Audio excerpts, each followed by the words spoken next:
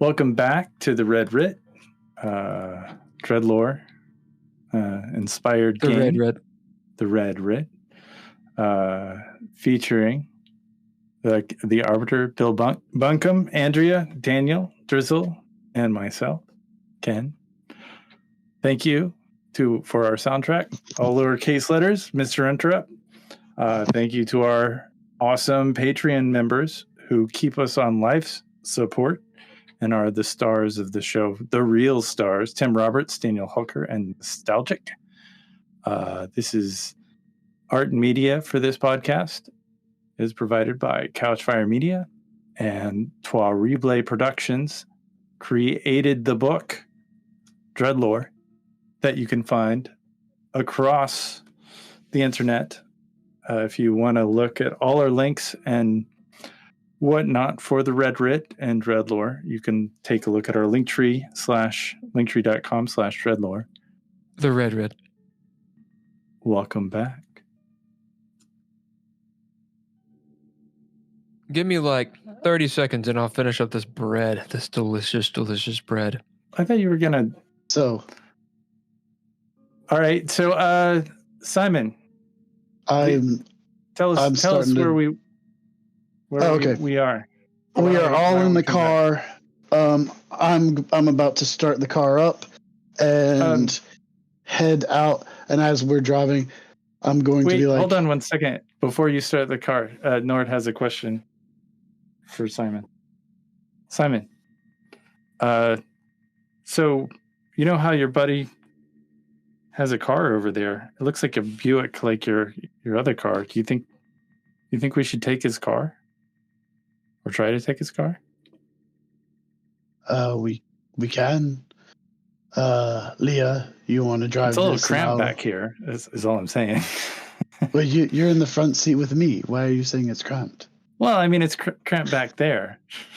I don't know. I can go drive it if you want to. No, Leah, do you want to take your car back? Mariah says, "You're always stealing cars. Is stealing okay? Was I told the wrong thing in school?" He was my friend. He left me this stuff. Yeah, like Grimwald left us his bookshop, so it's okay. Yeah. It's okay if it's for the greater good.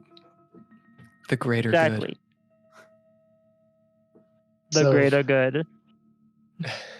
Let me go look real quick, and I'll see if his keys are in this bag, and if I can get it started.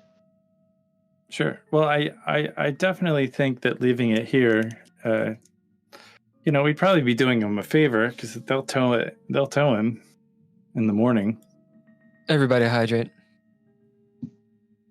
Maybe. Yeah. And it could be helpful to have a couple of cars. So I will bid Street Smart to go over and see if he left the keys in the like places that he may have left the keys. If he left the keys in his car, I'm gonna look in the visor first off. Yeah, that's where it is. As you the keys fall down. No. So I will, because didn't you say it had stuff on it? Like it was kind of like he was trying to hide it a little. Yeah, it's like a little bit of camouflage. Yeah. So I'll take that stuff off and start it up and drive back towards the Toyota. This is a boat of a car. It's a big old Oldsmobile. Okay. So I'll drive this one I'll hop out of the car. I'll drive this one if anyone is interested in riding with me. I'll ride with you. Okay. This will be a 1976 Oldsmobile Cutlass. Okay. You're gonna look that shit up. What color is it? What color do you want it to be? Him being a cop, I would say brown. Beige. Brown. It's beige. Yeah. It's like beige, the Buick too. Yeah, basically. Except for it's bigger. It's bigger than the Buick. Isn't it? Yeah, this thing is it's pretty beastly. Uh, Hey, tick, tick, tick, tick, tick, tick, tick. Nord, Tony, while we're driving, look and see if you can tell what constellation that was in the room upstairs. Oh, I'll go into the room and take a photo. Mausoleum? Of it. Yeah, the mausoleum. I was discouraged from studying astrology when I was in seminary, so I have no idea. Okay, then Nord, if you're Mariah goes, what about a Star's Born or whatever it is, Star in the East? Isn't that a thing you guys do? I thought it was all about stars. That is a legend of, yes. Like 5 wise men or something. Yeah. Traditionally, it's the North Star. Is that it? I don't know. I'm Jewish. Well, I'm an atheist, so I really you all don't believe in magic. I don't know.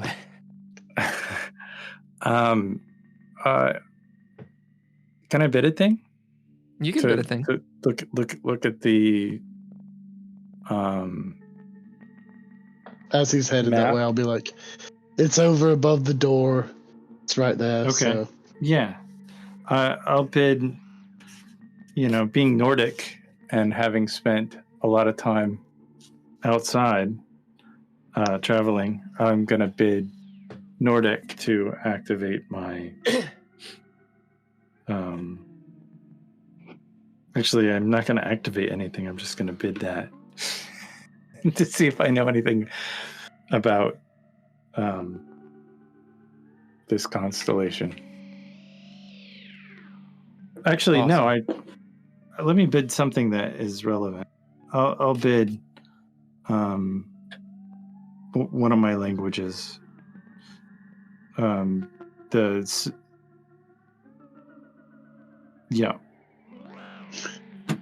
Sumerian. His language, yep. I don't know. Maybe there's some history. So what are you bidding? Sumerian? I don't know.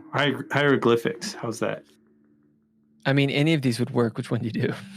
Oh, okay. I'll do Sumerian just because it's there. As you bid Sumerian and you're looking at this, it's actually a very good bid. You see the constellation, but you know that while there were obviously constellations in Mesopotamia and Sumeria and all these things, a lot of them have been lost. We don't know a ton about it, and they've changed so many times. The constellations we know are the stars are different. It's been thousands of years.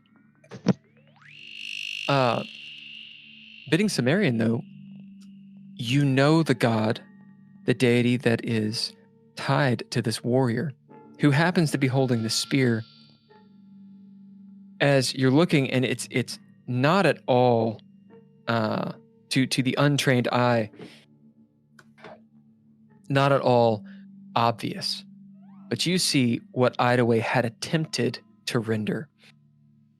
This muscled, bearded man, in a warrior skirt and such, in armor. He's got this spear that he's got cocked back, and in his left hand, right, that's in his right hand. In his left hand, he has a small hatchet, and in his belt, he has 3 sticks. He's wearing a kind of almost horned helm. And you know this to be the god it has 2 names. One is Hadad, Hadad. So Dad. Also known as Ramanu. Bidding Sumerian, you know that there's also a biblical reference. Hadad is the son of Ishmael, who is the son of Abraham. And some people say the father or one of the fathers of the Arab nation, according to some people.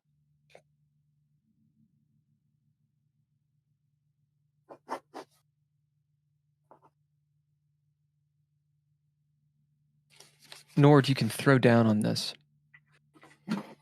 to know a little bit more about Hadad. Threshold on this is 2, and the better you get, the more information you'll get.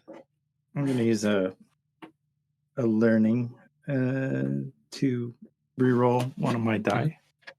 Do it. And then I'm going to use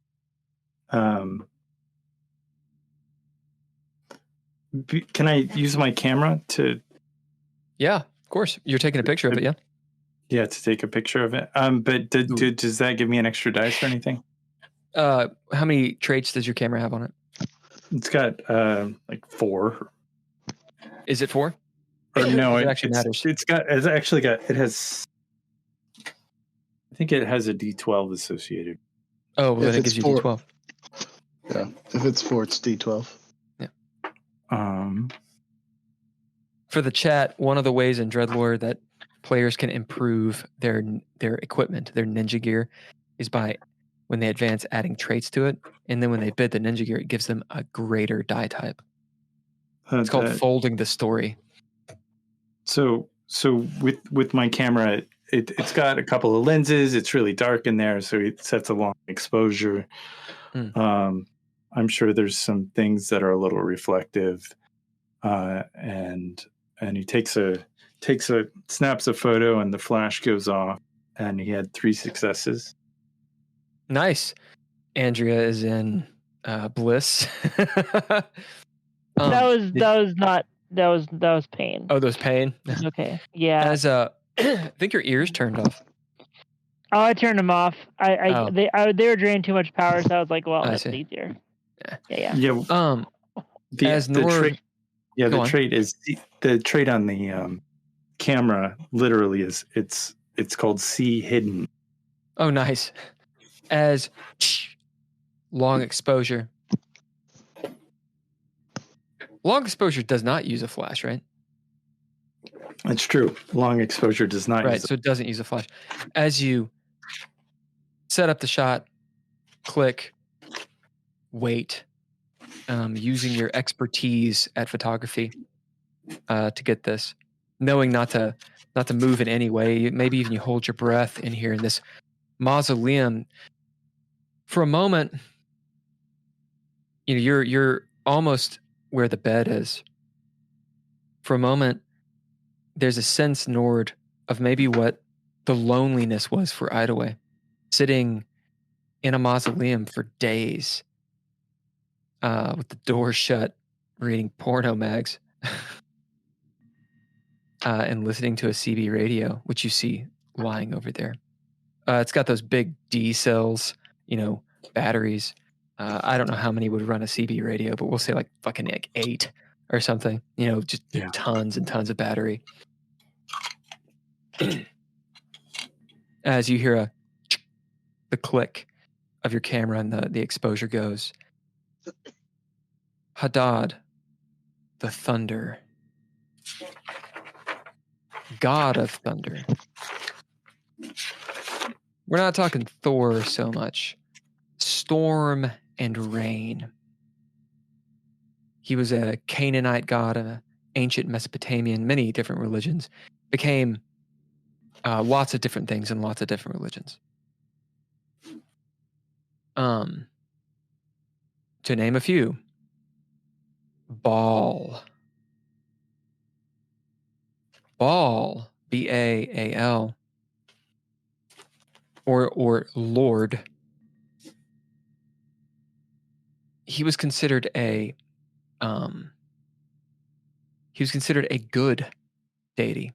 However, Baal, according to the Christians, was a demon, a false god. In fact, was a lord of hell. So there's a lot of, who knows? His symbol is a thunderbolt, the bull, the lion. And it goes on from there. You know a lot about these little bits and pieces, and the Babylonian mythology, and Sumerian mythology. Strange, this spear you realize the spear is a warrior's weapon, but it wasn't really associated with Baal or Hadad. You know that Hadad is probably the progenitor to Zeus and Jupiter, being a storm and rain god and having the symbol of a thunderbolt. And known by his bull-horned headdress. The spear, though, why is he holding a spear?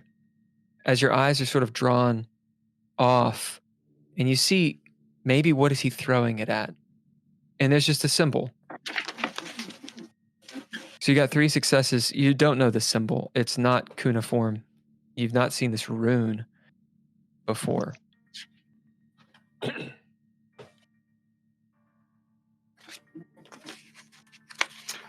Is it? The symbol looks like a triangle with a pupil.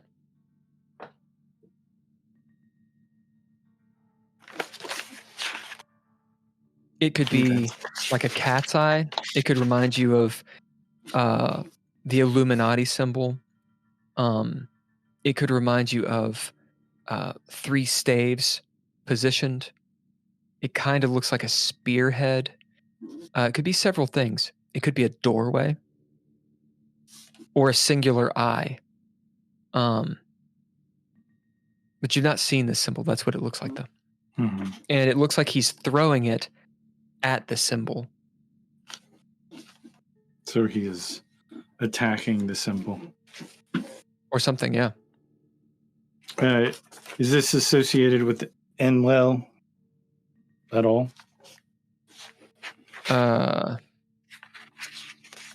Where did you get Enlil, and how do you pronounce it, or how do you spell it? It's Enlil. It's like a god of storm, wind, and rain. Yeah.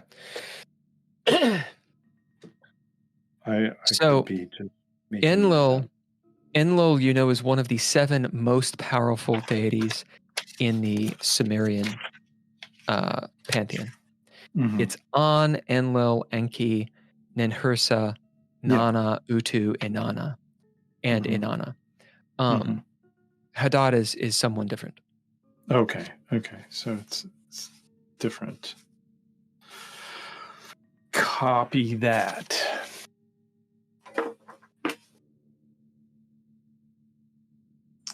I will exit the place. Yep. And rejoin everyone and jump in the car with, I think, Leah and Mariah. Yeah, Mariah will. She'll be hanging out with Leah on this one. All right, action's on you guys. What do you do? I'll take the lead. Me and Tony are in the Oldsmobile, and we're driving towards the hideaway. As we get there, I'll plan to stop a block to 2 blocks away down an alleyway. You all following? Yes. As you going, trucking along. Hey, Demon Lord Ball, indeed. Nostalgic says. Simon. Go on. Yeah. Yes, Tony. Did you ever wondered why Detective Hideaway sounds a lot like Hideaway? It's just coincidence, I guess. I've known Hideaway for a long time. Bars in these areas come and go. So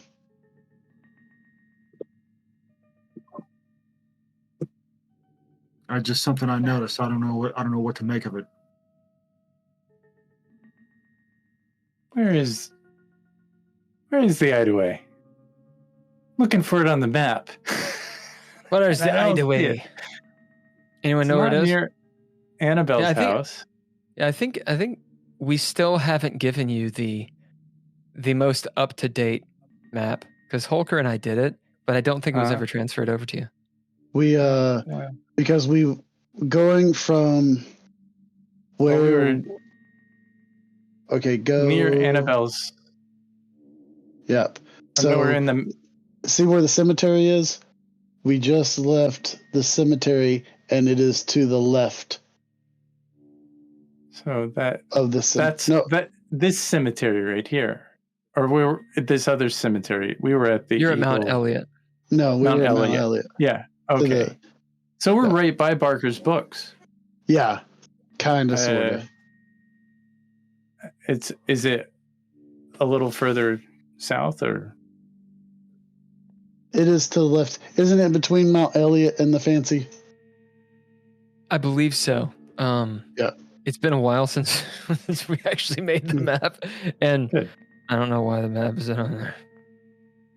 I could be looking at the wrong map. The hideaway is located at the very tip, northern tip. Yeah, of the Holker Jefferson has that corridor. update map. Oh, I think actually, I'm pretty sure we did send it. I just think it just got lost in translation.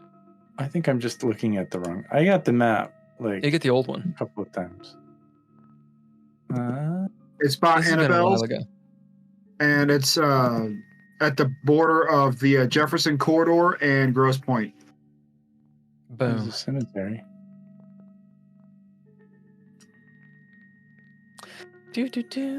Maps. Hey, That's so Bella. Map. I'm driving that way. Cool.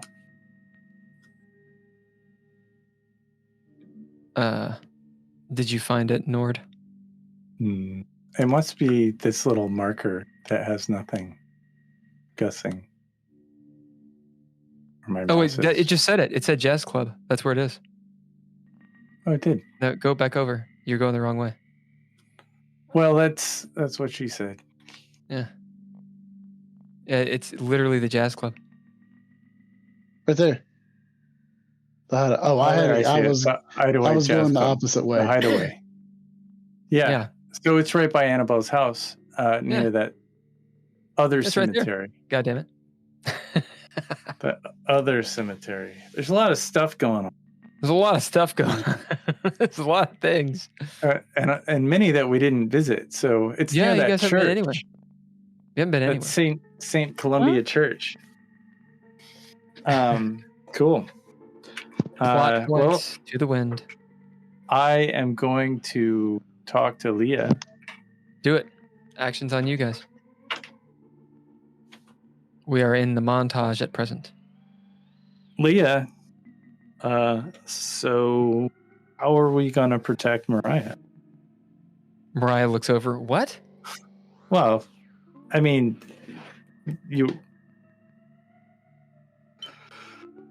how are we going to do that? Seems to me the answer is simple. It seems like she should know what's going on. I mean, well, yeah, but the answer is pretty does know simple, what's isn't going it? on. Would she sticks with us? The answer is pretty simple, right? Right? No. I mean, yes, I guess. But how we protect her is just killing all of them. That's it. Yeah, we kill everybody. Murder. I don't know. It's not murder. Nor murder is okay if they're bad people. If they're bad people, or if you want what they have. Murder is ever okay. If you want what they have, if they disagree with you, you can kill them and it's okay. Nope, murder is never okay, Mariah. That is not. And why do you guys do it so much? This is called self-defense. Right. So we're gonna go self-defense ourselves. Yeah, exactly. Like Mom did when she went to Annabelle's and just shot everybody. Well, that was self-defense. Sure. Right, Mom? It was self-defense. Yes, it was. Yeah, see, they attacked her first and, done something, and so she killed them. It seems like self-defense. Technically, I guess I didn't kill them, actually. Is, yeah. Because it sounds like they're not dead, so... They're not dead. I mean, I had a moment with Lady Callie, and she... Did you all throw poop at each other? No, but she Why did do you all do that anyway? she did poop on my brain. I would be careful around her. I mean, if you let her touch you, I mean, She just looks she's at you. magic. If you see Lady Callie, you know who Lady Callie is, don't you? Yeah, I know who Lady Callie is. Well, just stay She's creepy. as far away from her as possible. If you see her coming, the best thing to do is to run away. I mean, she's pretty old, Nord. Like, I don't think she can run She's that got- fast. Well, you know how like you saw some of the reanimated dead people, right? What's a reanimation? Where the dead people that your mom killed came back to life. She shivers and gets a look in her eye, but then kind of like looks up and smiles and nods. Did you? Oh you yeah, saw that, yeah, I remember right? that. Yeah, well, Lady Callie's doing that. That's her. So really, she's the one, and she scared Gabby so much, and tortured her that it drove her to do drastic and terrible things. So the reality is that she's no good, and she might be in a small form, but you shouldn't underestimate her even a bit. All right, She's I very won't dangerous. estimate her. And I guess we have to kill her. Yes. I don't know if we can kill her. I mean, hopefully we can. Otherwise, we have a problem. Tony Mariah sits. just looks back and forth. Tony sits by and makes a cross on his chest and mumbles something. So you're in the car with them? Oh, you're in Yeah, I a thought different car, Tony. Tony was in the car with Simon. Yeah. Oh, he just does that. Cool. Yeah. Simon, you look over and Tony's crossing himself. Let's do a little bit of action on you two. So you've got your faith back then? Is that what's going on over there? I think something's out there. I just don't know what it is. Well, Right. whatever they believe, we're going to stop them. It's not so much what they believe. It's what happens when they read that book. What book? You and your books, that doesn't make any sense. We're in there fighting stuff and you're just standing off to the side reading. Yeah, but I make stuff happen. Real stuff. Yeah. I made the dead kind of come back to life. I don't want to see a book in your hand for the rest of the time I see you. This whole evening, no books in your hand. So this jazz club, what? It's a masquerade. That's what Leah found out from Callie and Loretta. Are we going to be dressed for the occasion? Or are they just I've got those. Oh, we don't have those masks anymore. They were in my Buick. So we are either going to have to go in stealth or we're going to have to go in loud. Once we get there, we'll stop a little early and see what everybody else wants to do. Pretty sure Leah will want to go in loud. How about we just get those masks that people wear when they're robbing a place, and we just all wear that, and maybe it'll get us in for like 5 minutes. You talking about ski masks? Maybe. Because that's not going to stand out. That would be the same of just going in without a mask on.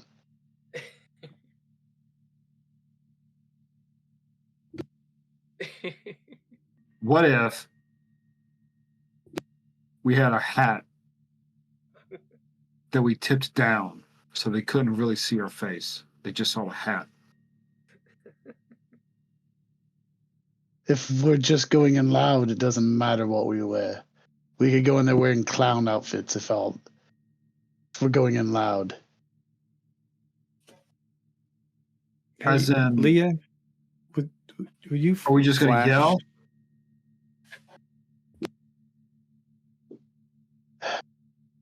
No, that means going in strong, guns are blazing. Instead of trying to sneak in.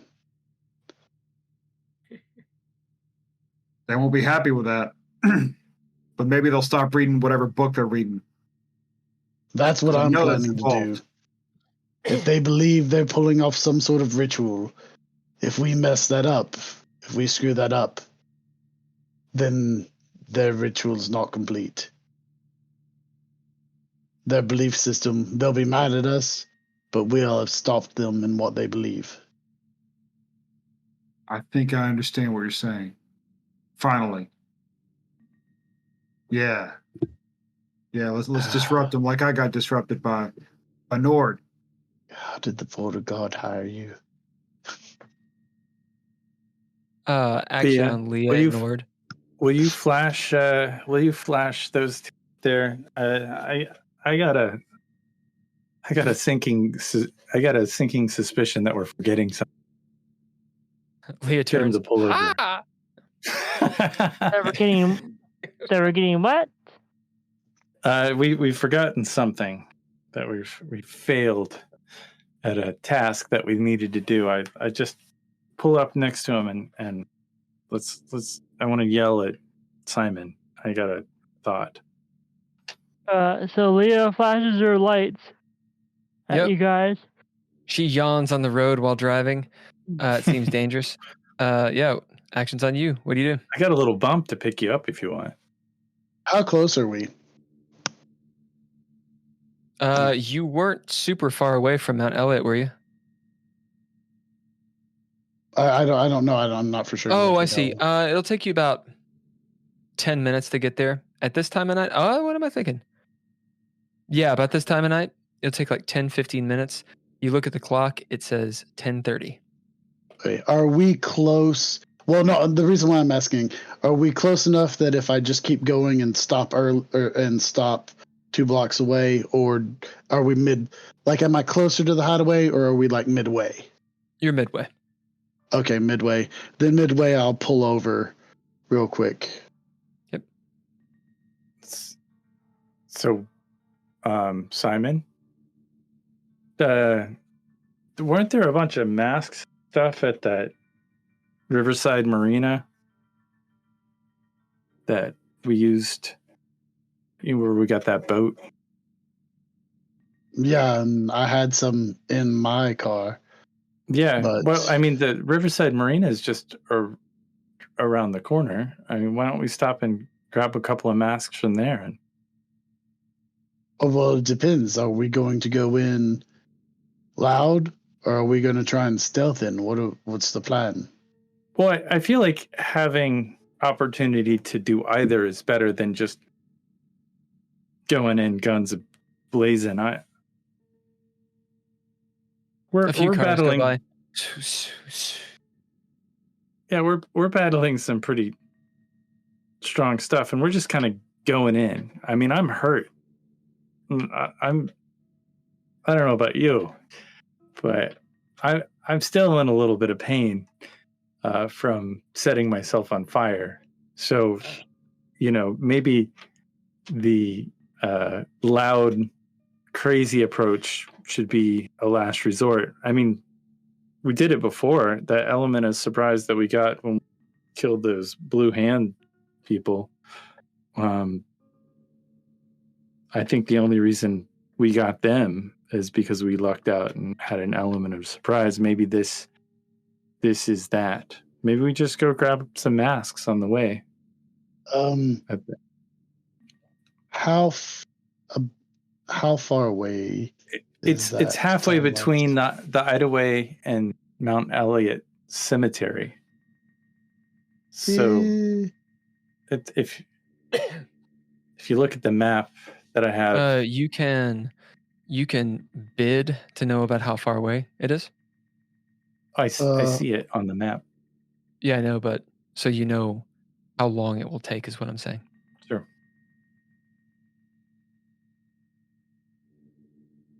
Or throw down if you want.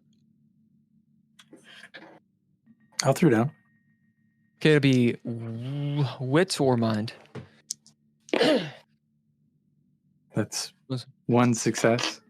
Yeah, that's all you need. You know that to get to the Riverside Marina at this time, it's pretty vacant out at the docks.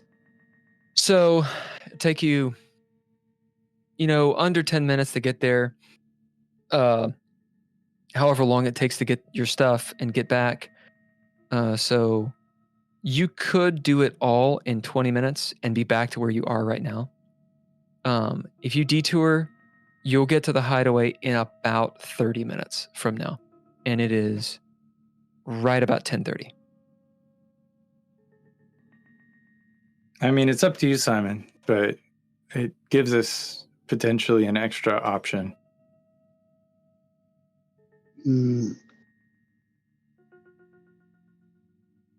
I mean, I'm pretty good at disguise. I mean, I can just disguise myself. Whatever around here. If this is, I don't know if this is me asking a DreadLore question. Okay. Can I narrative point it that we do that and get back with nothing happening? What do you mean? Can I say that I spin a narrative point? No. Okay. No, it is a gamble. You don't know what's at the Riverside Marina. Right. Yeah. It could be those guys prepping too. Maybe at this point in the story. No. Yeah. Okay. You could narrative point. You could narrative point for certain conditions, but you don't know. Okay. My fear, Nord, is the detective said they would help us out at Bell Island after Hideaway. If people are already getting ready for stuff at Bell Island, they're probably at the Riverside Marina, which means that if we go there, we're going to run into them getting ready for Bell Island later. Sure. And we won't have time to stop what's happening at the Hideaway. That is my fear. Okay. I mean, that's true. That is a risk, but then also maybe they're just peons at the Riverside Marina. It's just the stragglers, like John said, it's everybody in the city. So, I mean, we could try jumping somebody outside the club. I guess that would work too. I don't know. That would probably be easier to catch people going in and jump them and take theirs.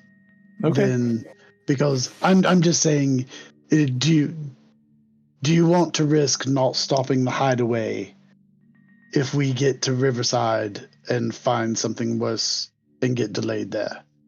Sure. I mean, I don't know. I'm not a tactician. I just thought that was, we're close by there. It takes 30 minutes. We'll be there by 11. If you think being a little earlier is better and trying to get people as they go in, it's a risk on if we'll even catch people going in. Maybe they're already in. I don't know what kind of pre-ceremony there is to this sort of thing, if any. It's probably a lot of drinking and drugs, but even getting there earlier, if we can scout it out. Sure. Yeah, let's just go scout it out then. All right, that's fine. I'm fine with that. Just throwing it out there. No, I understand. And it's not a bad idea. It's just if we weren't under a time crunch. That's my fear. Mariah huffs. You two are worse than when Mom and Dad can't agree on where to go eat. Maybe Tony could bid some kind of local thing to know, like, just the go to straight McDonald's. Just go to McDonald's. Everyone likes McDonald's. Maybe he knows a faster way to do this. But yeah, it's fine. If we're in a time crunch, I feel like we're going in unprepared. It is now 10:40. Let's go. Let's hit it. So I'll hop in the car and start driving. All right. Where have you guys decided? We're headed to the hideaway, I guess. To the hideaway. Good. You arrive at the Hideaway Jazz Club at about 10:50. A block away from the hideaway. Yeah. Yeah, a block away from the Hideaway. Yeah. You see down the road. It's like being in Los Angeles. It's just straight. And there's a few people on the street here and there. Street lights and headlights reflecting off the like the glassy surface of the wet road and such. Brisk wind coming off the lake. I think Lake St. Clair is what it is. You're not on the water or anything, but you're near enough. Good weather to get a cold in. Moon is bright, very full. You can hear some music coming from a couple different places, and distant, you can hear the sultry tones of some jazz as someone comes out. What are you guys doing as you pull up on the street? I'll get out of the car and go to the curb side and stand there, and as everyone starts to get out of the vehicles, I'm going to be like, so do we want to try to go in hard or do we want to go in quiet? I We could probably can try and Sorry. we can try and go in quiet, and then I'll bring some guns, all the guns. Oh, we're going in armed. Nord, have you been to the hideaway before? I have not. Tony, As have you in- been to the hideaway? No, I've heard about it on Confession a couple of times, but Yeah. I've never So they been there tell you myself. the best way to enter, they have a back door. Well, that's what I was going Aye, to aye, say. aye, If aye, we aye. can find a back door, we Aye, should aye, try aye, to aye. go in that way. My fault is that people aren't going to be walking into this place dressed in that garb. There's probably a room somewhere which has a whole bunch of their garb in it. They're going in and then going there and getting changed. So if we can find a back way in and get access to that room, we can just put the garb on in there. Sure. Why don't Leah and I go in? I might be able to fake my way in with Leah, and you guys look for a back door. Hey, what are we doing with Mariah while we do that? What? Wait. No. It's gross. No. Oh no. Oh no. Something wrong with you. She's with us. I mean, she's with us. I think Lady Callie can find her anywhere she is. So the safest place she is with us. So then she needs to sneak in with me and Tony in the Yeah. back. Oh, don't even.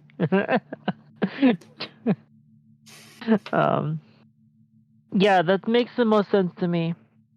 So you guys Yeah. should probably bring most of the weapons, because they might frisk us. Yeah, that's true. Can't help myself. Mm, I will grab the bag that that had all of Hideaway's and be like, here, put the weapons in here. And Tony, if you'll carry this. Tell you what, This bag of weapons. Leah, that's do you really mind if I heavy. slip one or two of those little bullets, those magic bullets you got, into my ankle strap? Sure. Pistol. And Leo Does it hand fit? too. Yeah, what kind of caliber is your pistol? I don't know. I don't know what calibers are exactly. I'm not a Mariah good looks- caliber You person. don't know what kind of caliber your pistol takes? It's called a Derringer. Then no. So anything. Come on, Yeah. Nord. That's a 22. Yeah. And so there's no Derringer bullets. Just No. Derringer bullets. Mariah goes, Magic-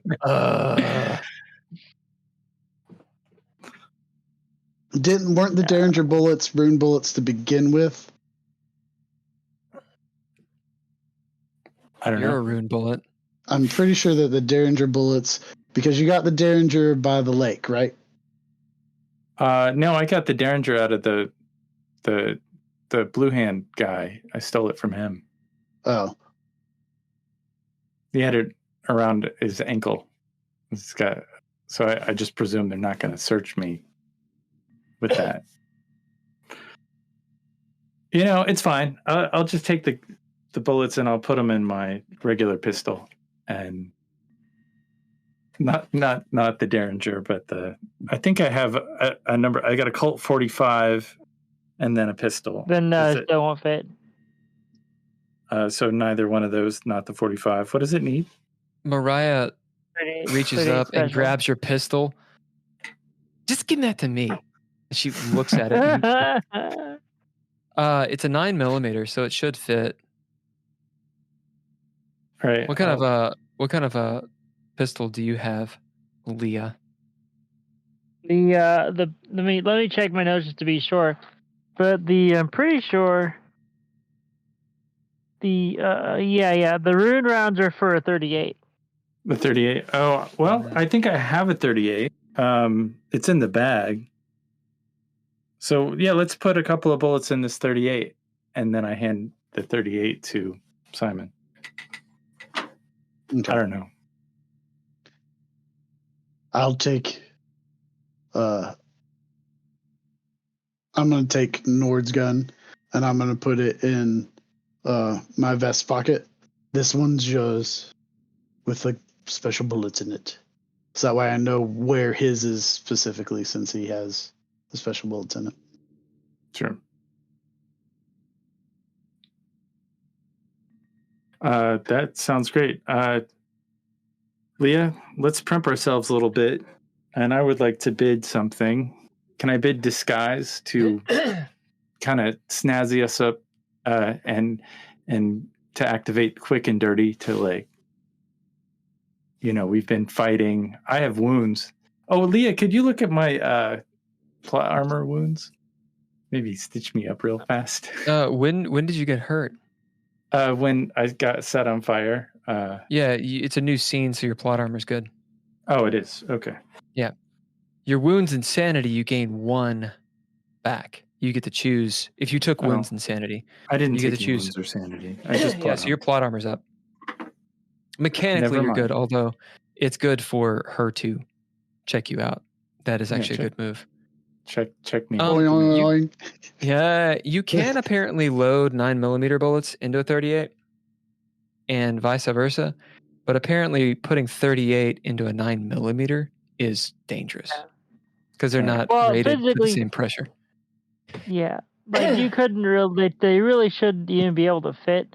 357s and 38s are fairly compatible in terms of revolvers, but not in terms of like magazine fed. Sure. Right. But yeah.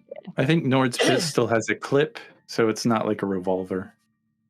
So I presume that's a 9mm or something. I don't know. I don't know guns.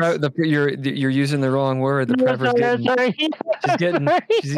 She's getting all. It's not a clip. Not a clip. Whatever you stick the little thing in the little thing. Ken does not know guns. Nord knows about guns. Nord is a gun person. Nord would say the right words. Okay. Nord bids- Sorry. Nord bids marksman to say the right words about guns. Andrea, what's it called?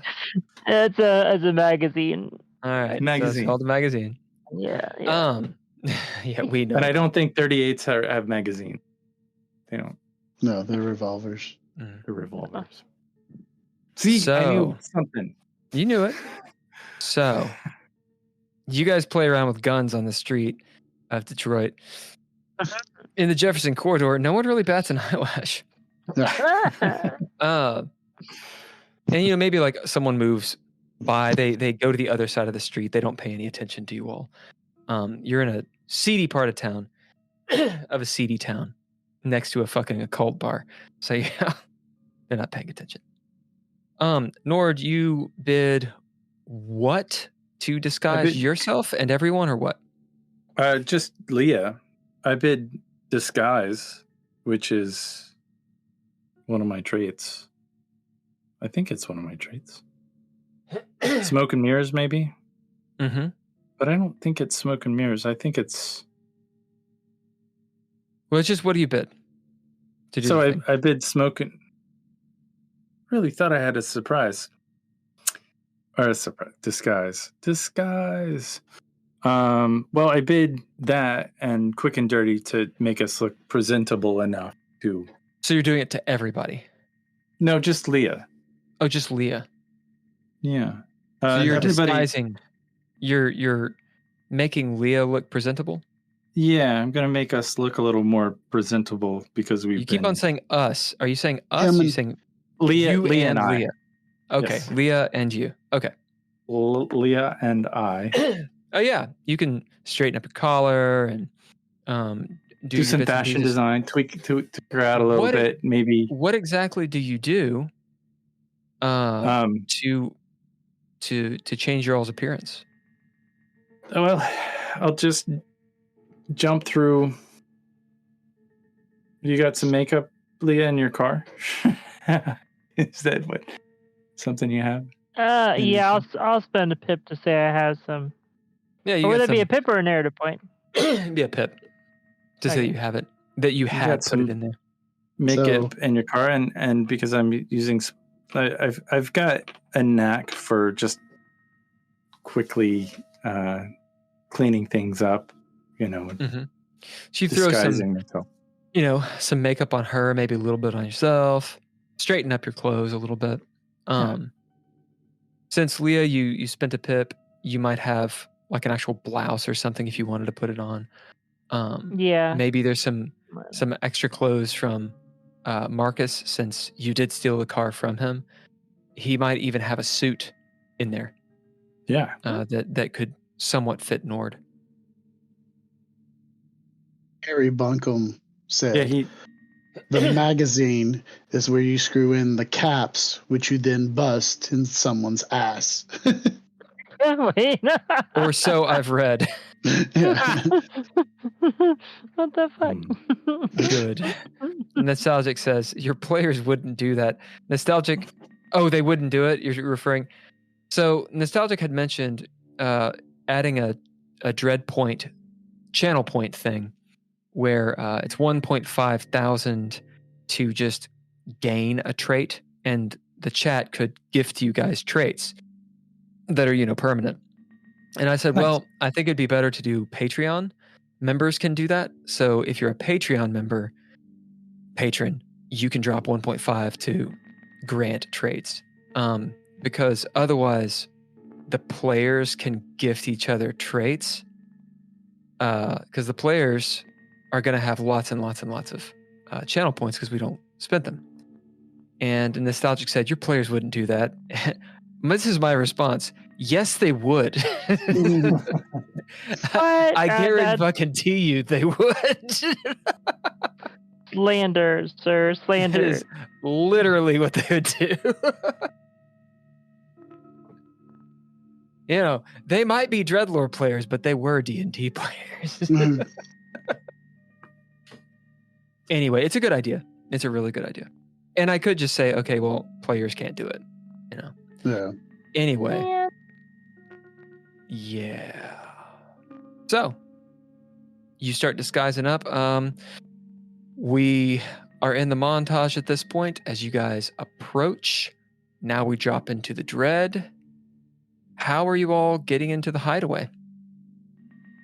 Through the front Thanks. door. No. DJ through No the front Fly. door.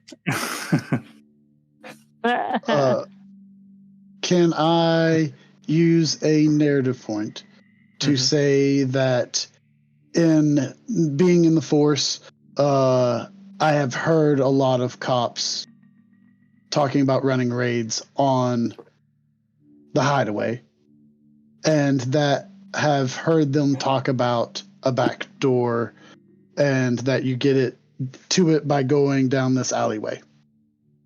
Or is that Yes, you can. okay?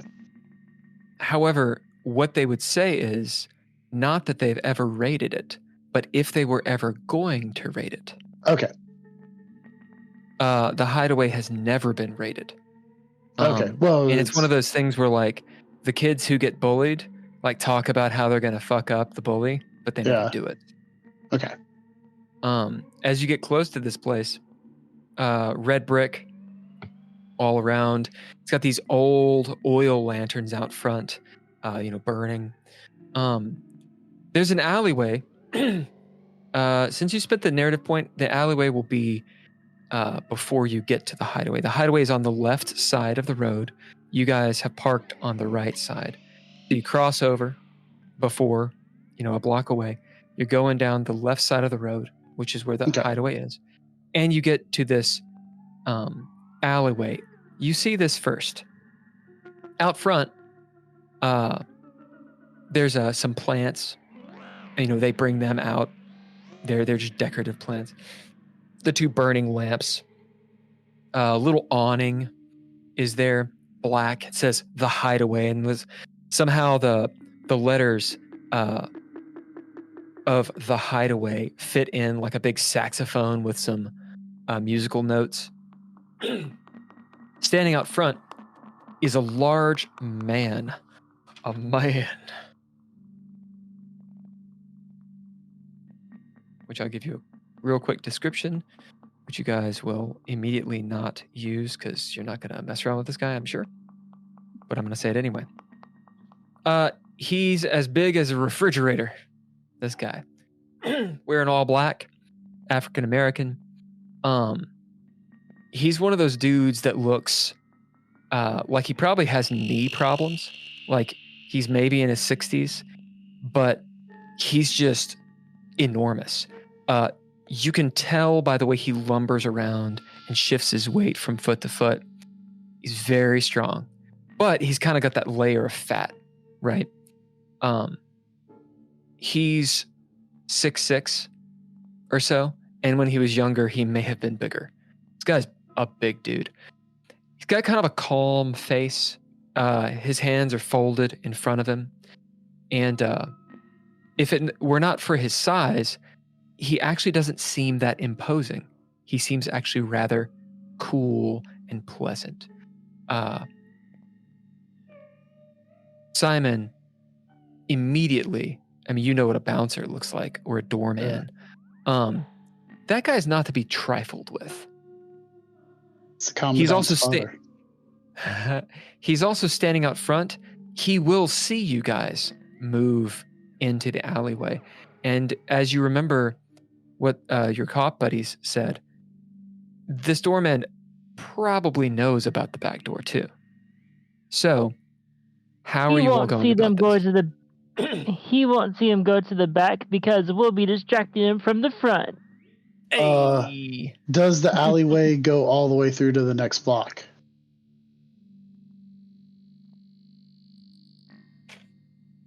Just a second. We're going to say no. Okay. As far as you know, it doesn't. You look down real quick. It looks like there's a turn, like a couple 90s. You're not sure. Like maybe. Okay. It won't be a straight shot though. And you'll know this definitively that a car could not get through, but maybe on foot you could. Okay.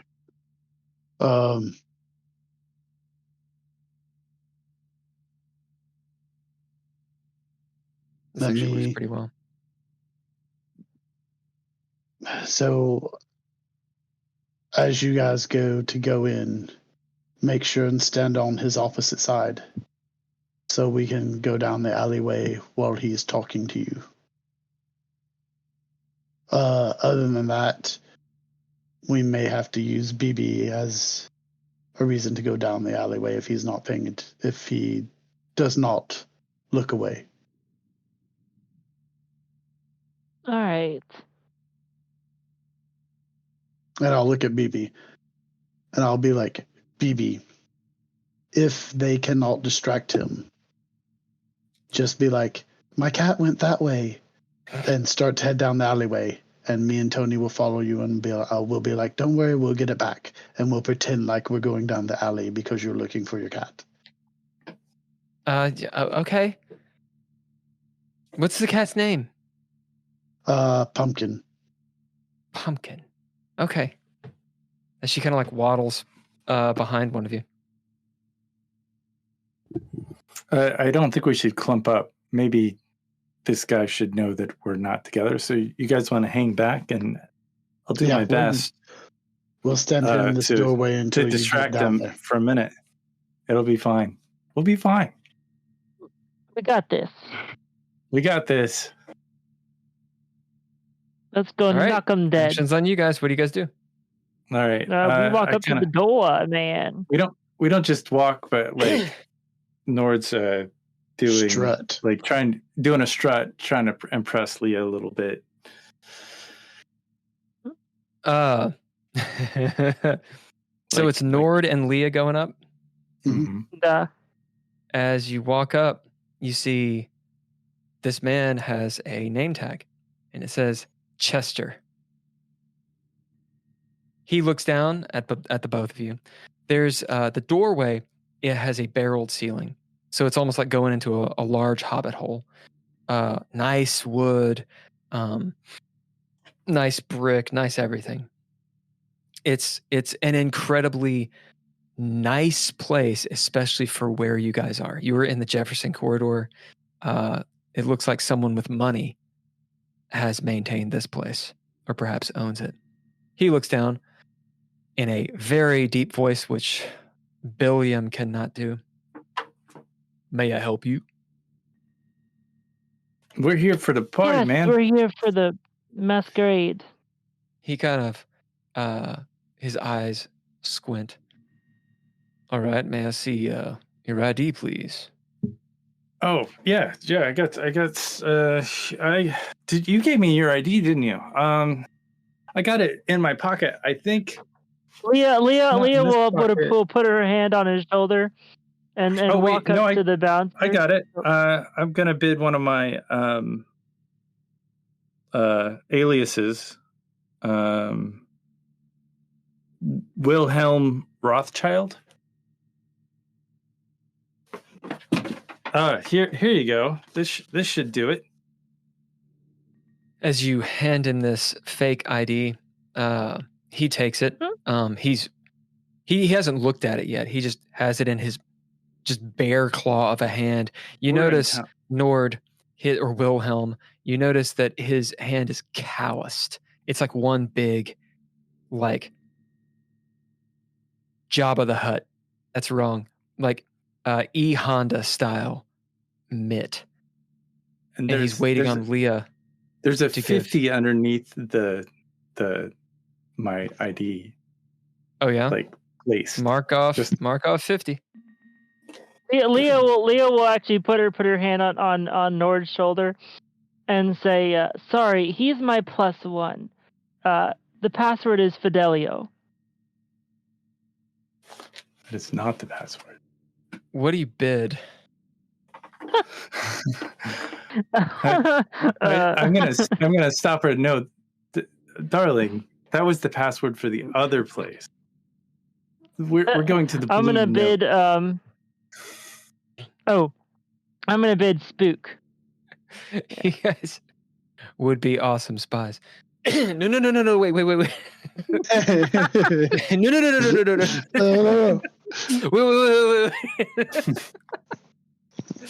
Yeah, so you bid Spook, okay. And what do? Do you give him your ID? He's standing there, sure-footed, pleasantly, but looking at you. There's a slight smile on his face. It's a gentle smile. Looming down at you covering the door, waiting on your ID. Yes, I hand him my ID. So you hand him your ID. Thank you. Fidelio, you say. As he flips through and looks. Blue note. There's a twinge of something on his face. I see. He'll hand you back your ID, Leah. Miss Mizrahi, you are welcome to enter. Mr. Wilhelm. As he holds up your ID to the light. How old are you? He looks at you. You may throw down for this. The threshold to defeat Chester's gaze, as this is what he does. He takes his job very seriously. Threshold is 3. Yeah, Wilhelm is he is a Swiss philanthropist. Nord is 45 years old. Yeah. So he's not a young guy. But I'll throw down. Yep. That's fine. Yeah, he's checking to see if you know what's on the ID. And basically you hitting it means that you hit it. If you don't, then something's off. I have 2 successes, but I can bid something if that's not enough. You should, because right now he's going to see through it. I'm going to bid my badge and clipboard, which is disguise. That's what I was looking for. Oh, yes. If, being Swiss, I know you don't hear the accent, but I travel the world. I've got my passport as well, and I pull it out of another pocket and hand it to him. He with the badge takes the passport as well, flips that open. Well, as you can see, I've pretty much traveled the world. I do a lot of philanthropy and run with, the social elite of the world. Elite, huh? Yeah, jet setting across the planet. It doesn't, like I said, we are very affluent, and we've been invited by some very affluent people. I don't think they would appreciate us being detained. You see, he doesn't have any eyebrows, but he's just older. His eyebrow, where it would be, kind of cocks up just a little bit. So would they? Yeah, well, the badge they and should clipboard, know, Mr. Jet Setter, that activates counterpoint that makes it 4 successes. As he just talks over you. Yeah. I was just being. Yeah, you're saying it's 4 successes. He says, well, Mr. Jet Setter, my job is to work this door, you see. So I'm going to do exactly that.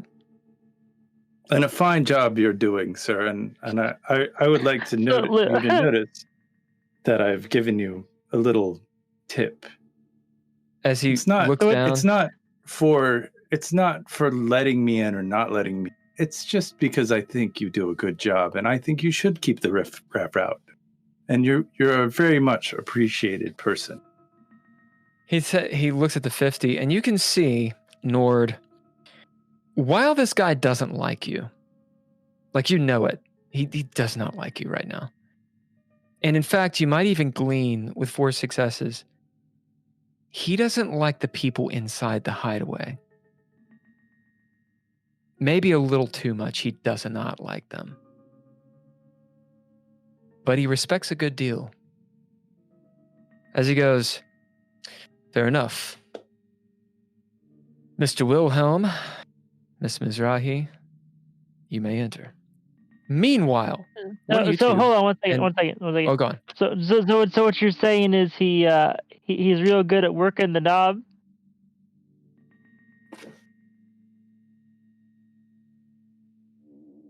Yes, that's what I'm saying. Sure, you get a pip. Meanwhile, what are you guys doing as you see? What in the world? How did that happen? Was that a Nord? Sound effect. That wasn't me. It happened Holker? on Hulkers that a What? drum came down. Oh, Holker, your faces almost got it, and Drizzle saw it because it did the blue thing. Oh, we got you. We got you. Wait, are you the one that does all the weird things on Ken's? No, that's me. No. Oh, that's you. Okay. Oh shit! What happened? I'm back. That's so.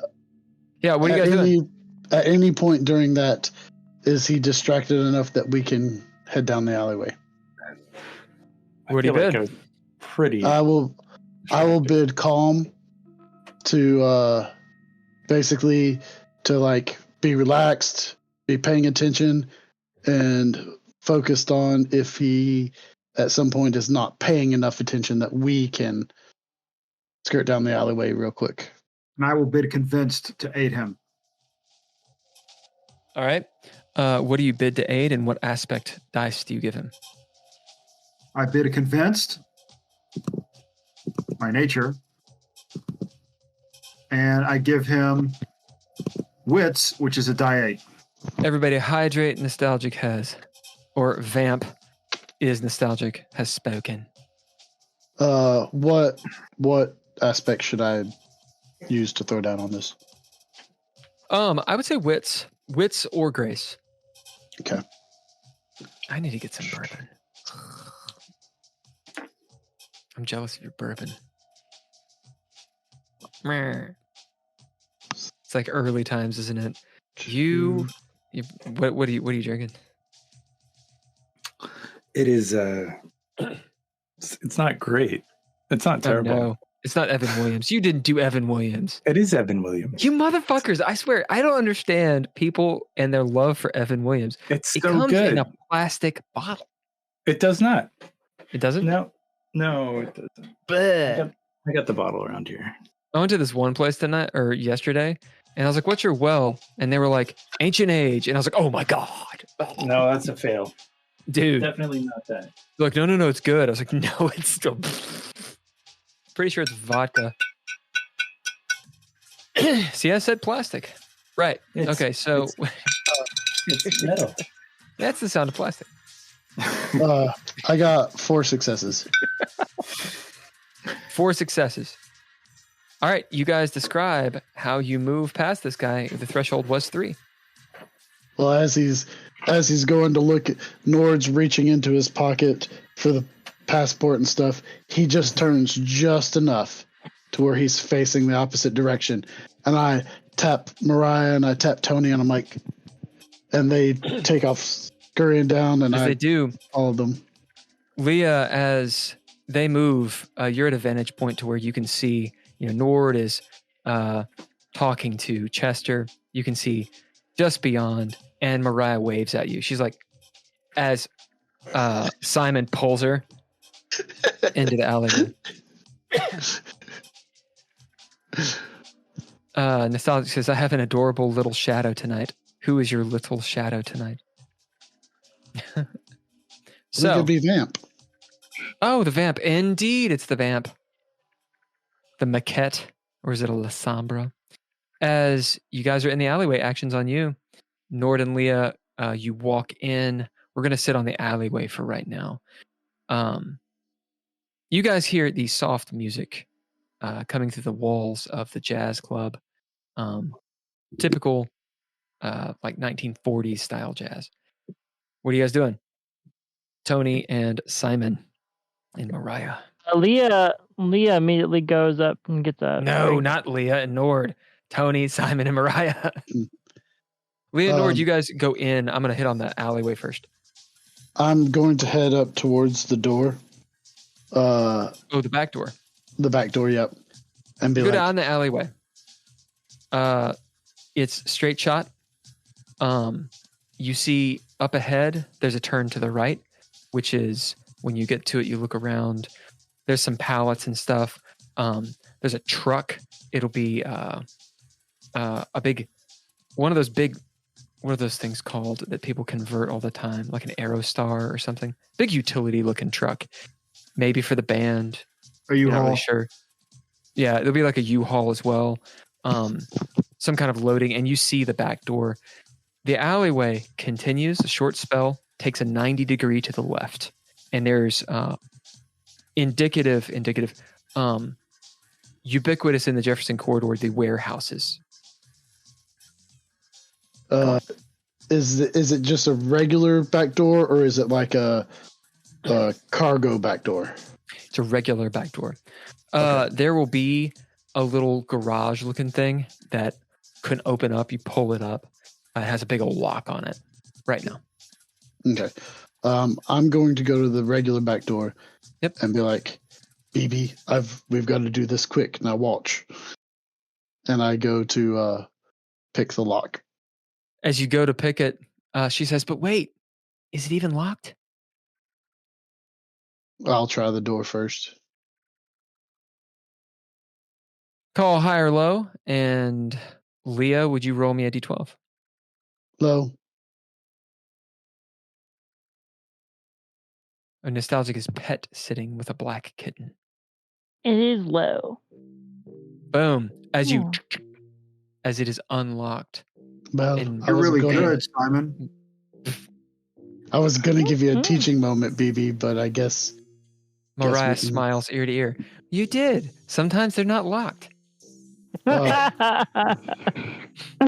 actually going to put my ear up to the door and sit there for a few seconds to see if I can hear anything on the other side of it, to know if anyone's in that hallway or not. Nord, will you roll me a d12? And Hulker, will you call high or low? I will call high. It is very low. As you hear nothing at first, Simon, and then you hear laughter of maybe a teenager or like a 20-year-old man. Ha ha ha ha ha! That's real funny. Ha ha! And some stuff being moved around. And I'm whispering, but there are two people in there. I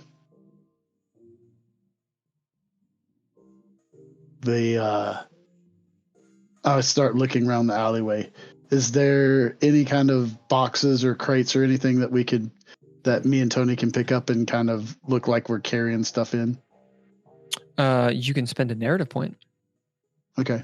I'll spend a narrative point. And in fact, you see there are some supplies that were unloaded from maybe that U-Haul that haven't been loaded in. Like a few stacks. Okay. Now, Tony, grab that box. I'll grab this box. Stay behind us as much as possible. Try Yeah, not to be seen. We're roadies. Oh, okay. Roadies. Do I still have the cat? How big is the box? How big do you want it to be? Bigger than Mariah. Hey, Leah. Call high or low, and Simon, roll a d12. What's the deal with all Let's these say boxes? low. Low. It's always boxes. It's 4. So All right. I'm going Oh. to dump one out and be like, Mariah, climb into this box. Okay. And she jumps in. Now be quiet. And I'll No problem. shut the lid on it. As she And pops her head up again, Mom has me do this all the time. and okay, so Tony, let's just pretend like we're here, act like everything's normal, and walk in carrying these. Yeah, I got it. Yeah. As you guys walk in casually. In the bar, Nord and Leah, you're first as you walk in. A little quaint, maybe claustrophobic even, hallway. Tiled floor, brick walls, barreled ceiling, plants that go along, and those gas lanterns that lead deeper into this jazz club. Kind of a cool, dark, hip feeling. It's warm as you pass by the gas lanterns, but anytime you're not near them, there's actually a chill in the air, almost like you're in a cellar or something. You hear the din of chatter, of schmoozing, and music playing. Real cool, easy. Doom, doom, doom, doom, doom. Real cool. You want to smoke a cigar and like drink some wine and lay down on one of those sedan things or something. Immediately when you pop in, you see the bar right there. The bar wraps around. Nord, I think I actually gave you a picture of this a while ago, a sketch of it, but Sure. I may not have. You did. The bar wraps around right in front of you. Glassware hanging down, immaculately set up, wooden bar, actually just like that, boom. All sorts of spirits and amaros and very pre-prohibition. Think of like a speakeasy. That's what this feels like. Bar stools and such. To the right, the room opens up. It's dark in there. There's 2 or 3 steps that lead down into the room, which has all these circular tabletops with little candles. If you've been to Charlie Brown's, it's got that lighting in there. It's very dark, almost too dark, honestly. Leah and Nord, you notice around the periphery of that seating area, there are little vestibules where think of like intimate booths or like a whole party, 6 to 8 people could sit. Think of Casablanca. Think of, a casino floor. That's the feel. It is packed. Loads of people. You recognize some of these people. You've seen some of them at the fancy, even.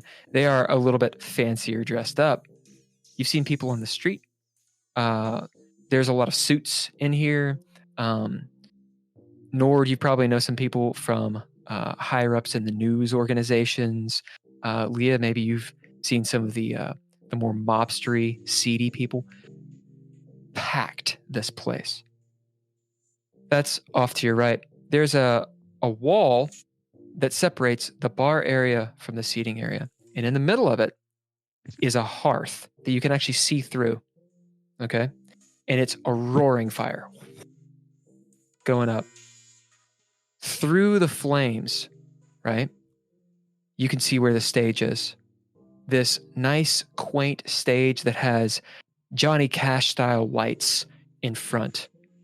Do you know what I'm talking about?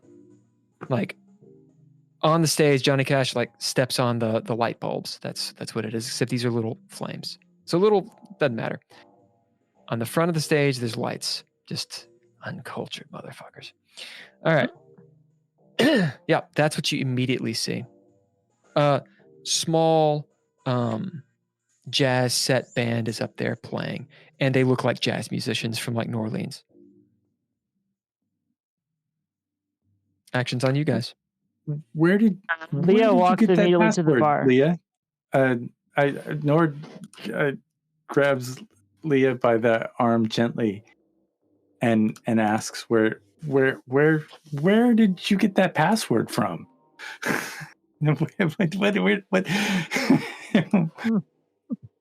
What was that from? It's not for here. I just wanted to know. Leah says she saw it in a movie once. Okay. You guys note the bartender, a very Irish-looking man, maybe in his 50s, graying brown hair, wiry, incredibly black eyebrows, despite his very gray hair. Like his eyebrows just never, caught on that he was aging. He has a black mustache as well. Makes him look kind of little weird. He's got the beer belly, despite being wiry. He's moving around, talking loudly to everyone at the bar and pouring, beers and such. very old school bartender style. As you guys walk in, you note his eyes, he's still talking to someone and making a drink as he looks over and gives you both a nod, as if to say, it'd be just a second. You notice above the bar, right behind him, a large curling stick hung up on the wall. Actions on you. You're buying me a drink. Leah, it's in Chopsy, are we? Well, I feel like we need to blend in. I might not drink the drink. I mean, and I suggest that maybe you don't drink the drink either. But if you blend in a little bit more when you're. Oh no! If I'm going to have to deal with all this, I'm getting a drink, and I'm drinking it.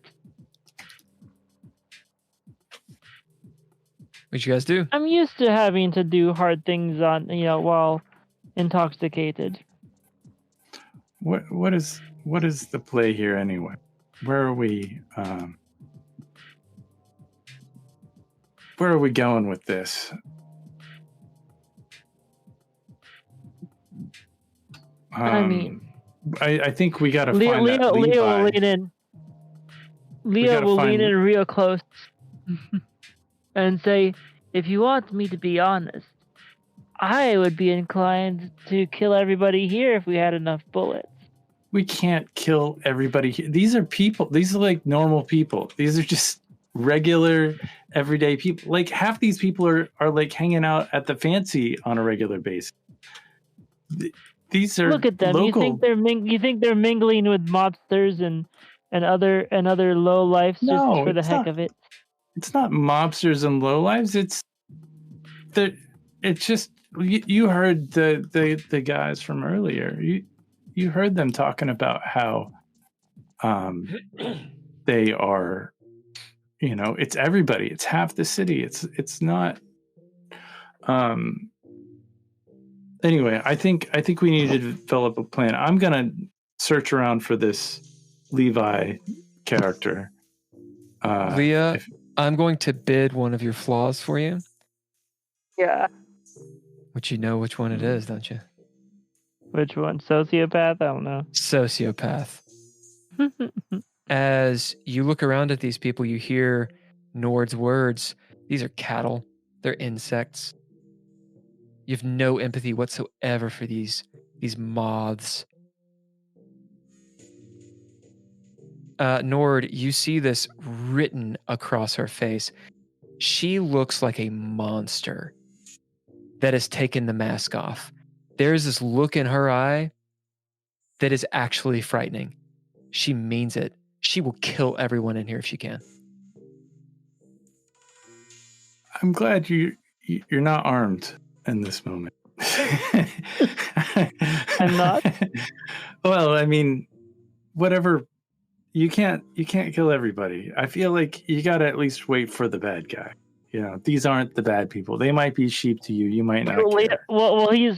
While he's talking, Leah will look over the bottles on the back. And I'm assuming she'll probably spot some really high proof alcohols. That'd do it. Yeah. There's a big old hearth. Lots of fire around here. Leah will point to a few things on the bottles, like that would do it. Yeah, I get it. The barkeep walks up. Maybe a drink is good. What do y'all have? He says over the music. What do y'all have? Do you happen to have a nice? Sorry, go ahead. No, I was gonna say, do you happen to have a nice sake? A what? A nice sake. A sake? He's got Irish whiskey. He's got Irish whiskey. What you want? You want like a why don't we get like a Scot? I guess an Irish whiskey. I mean, you wouldn't get mad at us if we got a Scotch, would you? Yeah, we got lots of Scotch. Oh, nice. Like a Vedic, maybe a Glenlivet. Yeah. For the lady. Do you want a Glenlivet? Yeah. They'd got the sake, whatever that is. Okay. Well, that's too bad. But yeah, I'll take the Glenlivet. As he turns and you hear someone call out, "Hey, Boomer, get me a Smittix. All right, just be right there." As he walks over and starts pouring. He turns around, Nord. "Glenlivet for you as well." Pointing at you. Oh, yes. Oh, yeah. Yeah. And when's Levi come on? Do you expect her on anytime A few people soon? turn. She'll be around. She'll be around. You can't turn out a good night. As he pours. One of the people at the bar turns. This will be a bar goer, the kind of person that you see, who at the end of the night they like put a sheet over, so that they don't collect dust. Be a Greek-looking person, working class, maybe 50s, 60s, kind of hard to tell. This person dyes his hair. You can tell the black is too black, and you see some of the gray coming through in the roots. But he turns and he's got that alcohol face, so it's kind of a little puffy, but he's real thin. He says, "You here for Levi, are you?" Yeah.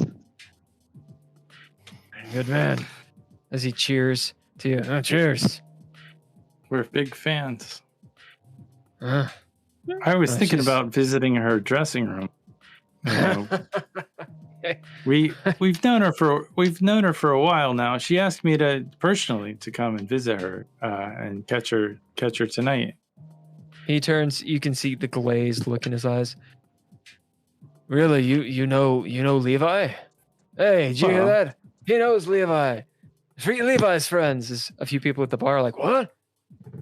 Hey, really? They kind of stand up and start crowding around you. But you know them? Well, You know the we band? do. Yeah, the band is. Yeah, great. I mean, I've been in music for a long time. We're talking about like taking these guys national. I'm a producer from LA.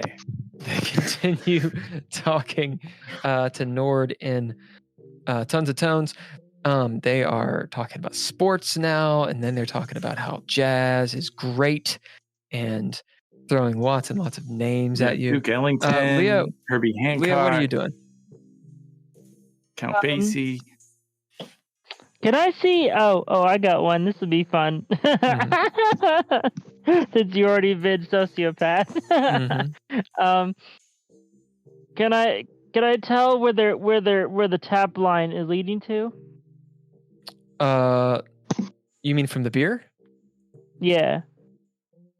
No, it's I mean, this it goes down into the bar and probably somewhere in the back. You're not really sure where the kegs are. Okay. Let's see. What can Leah will just sort of silently observe the room, see if anybody stands out to her. Yeah. So what are you two bidding to do what you're doing? I'm gonna bid. And then we're gonna move to the back room. I'm gonna bid I'll bid Masad for this. yellow journalism, or AKA Redcon. With yellow journalism, you're fast talking. You're at a bar. You're bullshitting. You know just enough about what you're talking about with these drunkards that you can kind of get by with it. However, Nord, you realize something. One, some of these people aren't trashed. Some of them maybe do know Levi. And a lot of them are fans. So what is occurring, you realize, like, you sitting there, given the gab, you realize that you're actually drawing a lot of attention to yourself. And a few people, you can actually see the word spreading, like physically, that there's someone who's not just Levi's friend, but as a producer from LA who's a big shot, who's apparently some Swiss millionaire and people are starting to like really look over and pay a lot of attention. And it's about that time you also see some people that know who you are starting to look, because they're from the fancy. Oh yeah. They're from Detroit. And there's a few news people that know who you are. And they're starting to hear. Nord realizes the gig will be up if he continues. He's got to figure something out. Leah, you see plenty of people that you've seen before. Lots of people stand out. Of the people that you want to immediately kill, you don't see Loretta, you don't see Lady Callie or any of those people. You see some very rich-looking people in some of the vestibules. And with Mossad, you notice that one of the vestibules is actually open. You mean like open as in like there's nobody there? There's nobody there. Okay. You'll note that there are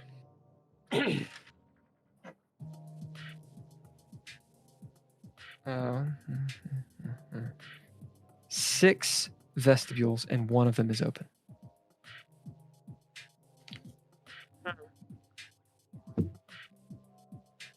Okay, so Leah will basically go on. I was gonna say Leah will probably go ahead and walk on over to the empty one. All right, you abandon Nord. As Leah walks off, Nord, you're shooting the shit with these guys. They're asking you all sorts of questions. Big shot. Big shot. Oh, so yeah, no, like, where you been? Hold on. Fuck it. A Swiss guy comes up to you and speaks to you in Swiss. Well, that's good because I actually speak Swiss. That's good. He's like, hi, where are you from in Switzerland? Oh, he speaks Swedish. It's Swedish. I don't know where they got Swiss from. I actually speak Swedish. Whatever. It's all the same to me. Canadian, Swiss, whatever they are. Same thing. Yeah, I'll start talking. I'll actually ask him. I didn't. I don't want to embarrass Levi. Like I'm going to talk to this guy in Swedish. I think I should step away. I think I've called too much attention to myself. Why don't you take me back to your table? Let's catch up on the old country. This is what I'll tell this guy in Swedish. Yeah, go ahead and throw down, because while you can speak Swedish, can you speak it natively? Well, he's from Nord is from Vidsel, Sweden. Oh, you are Swedish. Yeah. Oh yeah, then you're fine. Nice. All right. Yeah. He's like, oh yeah, you sound Swedish. I thought maybe you weren't. As he fucking takes you back to one of his little tables, and you sit down. No, I'm going to talk about growing up in Vidsel, worried about Russian politics and sort of all the happenings of post World War II, and yeah, I'm definitely not a Nazi. Because you sit down at this little table. You notice Leah moving on and sitting down at a vestibule, and sitting at this table, it's up near the front. This rich Swedish guy. His name will be. He's Swiss guy. What's a good Swiss name? I don't know. I would have to Google that. Sven. How about that? His name's Sven. Yes. As Sven sits down, and across from you, you notice a very rich, stuffy man. He's dressed in like not white tie, but like black tie attire. He has a little pin, an emblem. It has a big fleur-de-lis looking thing, and then a D on it. And sitting next to him is someone who looks familiar to you, Nord. Man in his 50s, wearing a very nice suit, all black. It's not nearly as nice. It's a plainer cut. It's hard to picture where he's from. He's got a monocle actually he takes out and puts in his pocket. Kind of sickly looking, and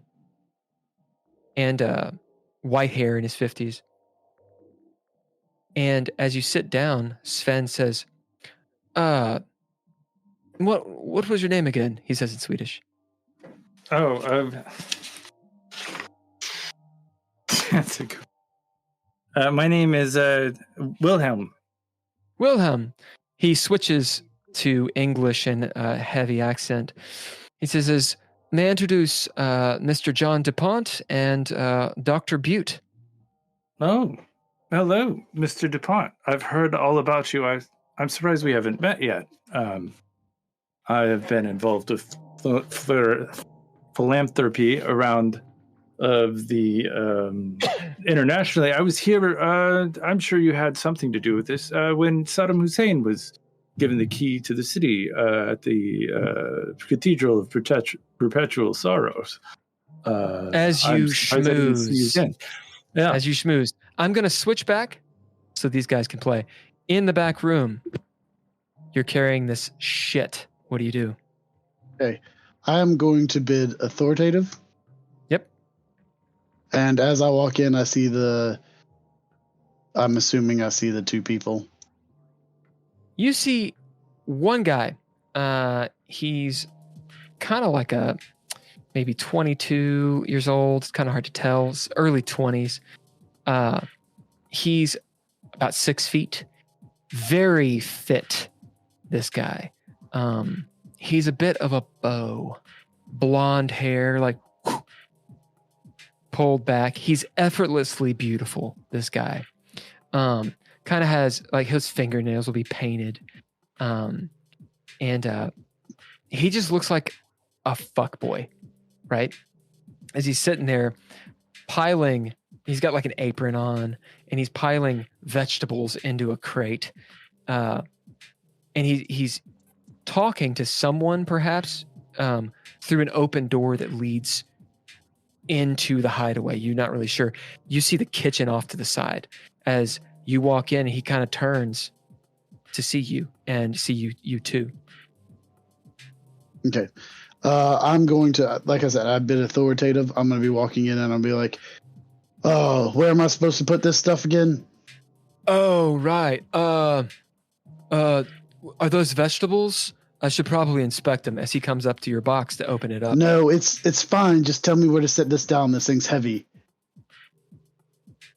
Bidding authoritative, he puts his hands up. Fine. You can just put it around the corner, in the storeroom, and I'll get to it. You know. What about you? What do you have? I'm just. I should probably look in there.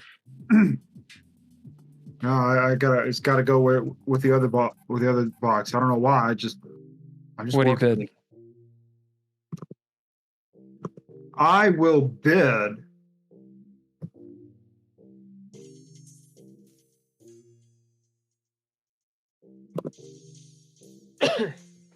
I will bid. Oh, I gotta think about this for a second.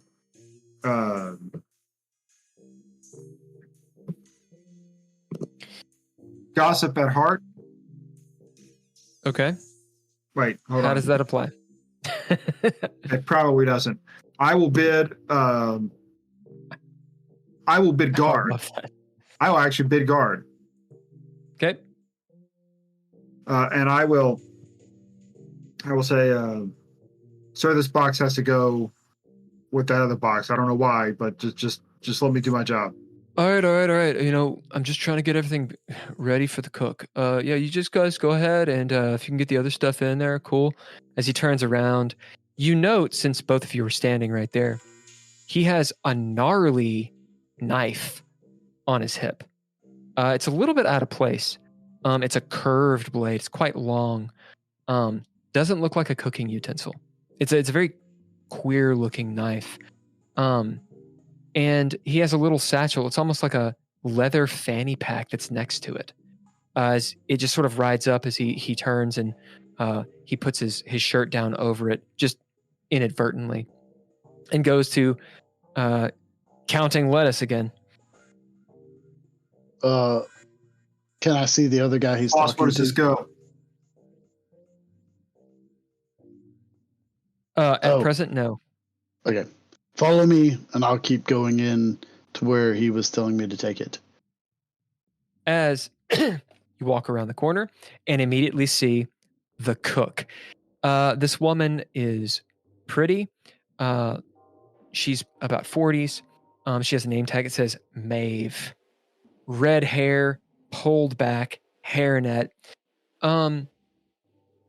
She's about 30, 40 pounds overweight. You know, she's wearing the fancy checkered goofy pants that cooks wear. Beyond that, the nice coat, just prim proper with the buttons and everything, as she wheels around the corner shouting "corner" as you guys come around the corner. What do you bid or throw down to avoid slamming into the cook?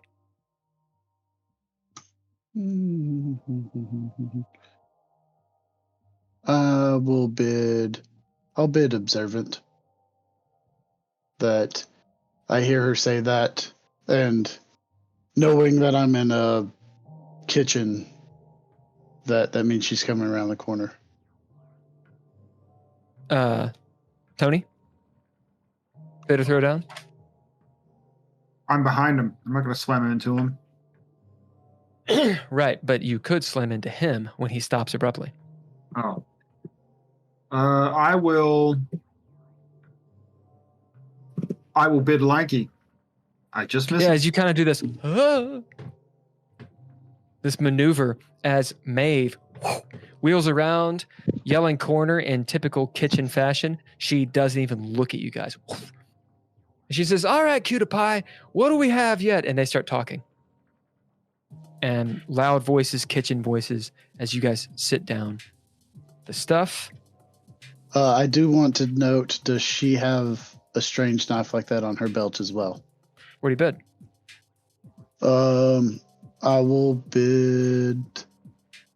Can I bid calculating? Mm-hmm. Okay.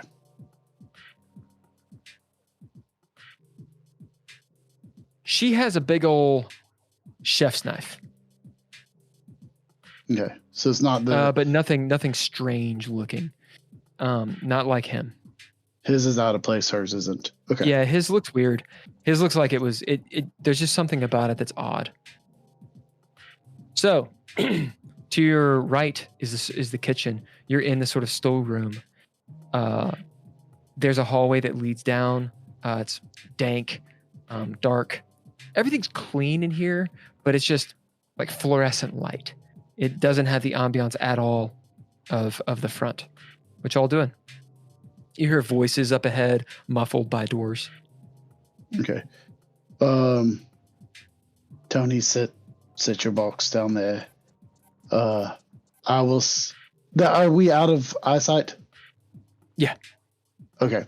I will set my box down and help BB out. As you open the box, you see she's asleep. Oh. I at this point, Tony is getting an urge from probably another dimension to throw the box, but he ignores it. As you kind of twitch, what's one of your flaws, Tony?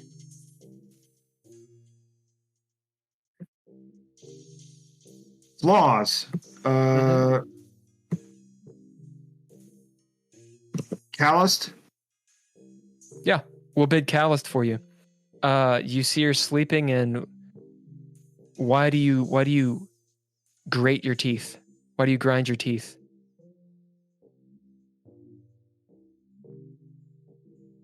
I grind my teeth. There's a very good reason why I grind my teeth, and that is not enough of you have liked or subscribed or followed this podcast. And we really need to change that. And it causes me to grit my teeth in real life and in this game.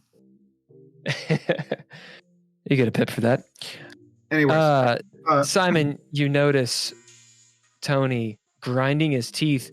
Just for a moment, the flash of violence on his face as he sees Mariah. I will wake Mariah up because she's got to go. You do. She goes, but it's going to be. She yawns big. Oh, yeah. Are we in? Out. Yeah, we're in. Hop out. Okay. Stick out. close to me. She stretches a little bit. I've gotten used to it over the years. And then we'll start to head back into the back where the other doors are. All right, as you guys start moving down the hallway, you see there's a corner. There's a couple broom closets. You walk past an office quite clearly, and whether you go into the office or not, the hallway continues on to a door which seems to lead perhaps into the main bar. So there's... I would check the storerooms as we go by. Do you open up the door? Just see a broom closet, in. chemical smells as you like there's mops and all kinds of stuff. As you close the door, there's the office door. There's another storeroom. You open it up. It's dark. Flip on the light. Yeah. Flip on the light. There are these tables that have on them. You're not really sure because it's all covered with these white sheets. Looks like who knows what is underneath these two tables. They're pretty long, high up. On the shelves and stuff, big, garbanzo beans and all kinds of crap you would buy from like Costco, in this place. I would lift up one of the sheets. As we go back to the main bar, Leah, you're at the empty vestibule. You get to it. You see there's a little sign that says reserved on it. I had a feeling that was the case. Leah will look around and see if anybody happens to be watching her. There's a few people that are looking at you. They're checking you out. A few of the ladies, a few of the men. There's people sort of sizing you up as you look over at them. They turn away. Just typical bar stuff. You do note a waiter in all black, dressed very, very, very well. Young, short, maybe 5'5" or so. Man is walking toward you, going, snaking around the tables, and is walking toward you. Nor do you notice this as well. He probably walks past you.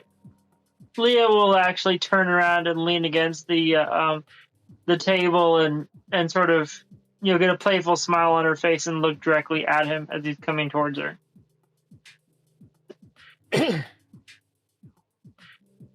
He walks up to you. Excuse me, miss. May I have your name? You see his name tag says William. William? Why do you need my name? Oh, you see kind of like flushes a little bit. I was just wondering where I could get your seat. I don't have a seat yet, actually, but I am waiting. Well, he pulls out his little, flip thing. And you see him like looking for numbers on the tables. Would you be Mrs. Leah Mizrahi? Did I pronounce that right? Oh, you're at your table. Oh, well, wonderful. This is, do you know the rest of your party? Nord, Zetter something? Simon, Vincent, and he names off everyone except for Mariah. Yes, I do. Will they be on soon? I believe the show's about to start. He turns and as the light casts on him, Leah, man, he seems pasty, like he never goes outside. Is he even alive? They should be here shortly. It's like he's wearing a little human suit. Okay, excellent. May I get you something to drink? I already have something, and she actually holds up her glasses she took with her from the bar. He nods, and he takes the reserve sign up, holds it up like this, and carries it toward the bar, puts it down, and then says something to Boomer, the barkeep, and then walks into the back. Nord, you see all this kind of go down. You can't hear it. Leo will actually look at Nord and finger wag him over. Nord will excuse himself from the table that he's at, but like very lovingly, I've not been to this club before. Which way is the bathroom again? It's that way, isn't it? And do they? You know that Doc Butte and DuPont, they haven't said a word to you. They're looking at you. DuPont is holding a rag over his nose the whole time as he's looking around.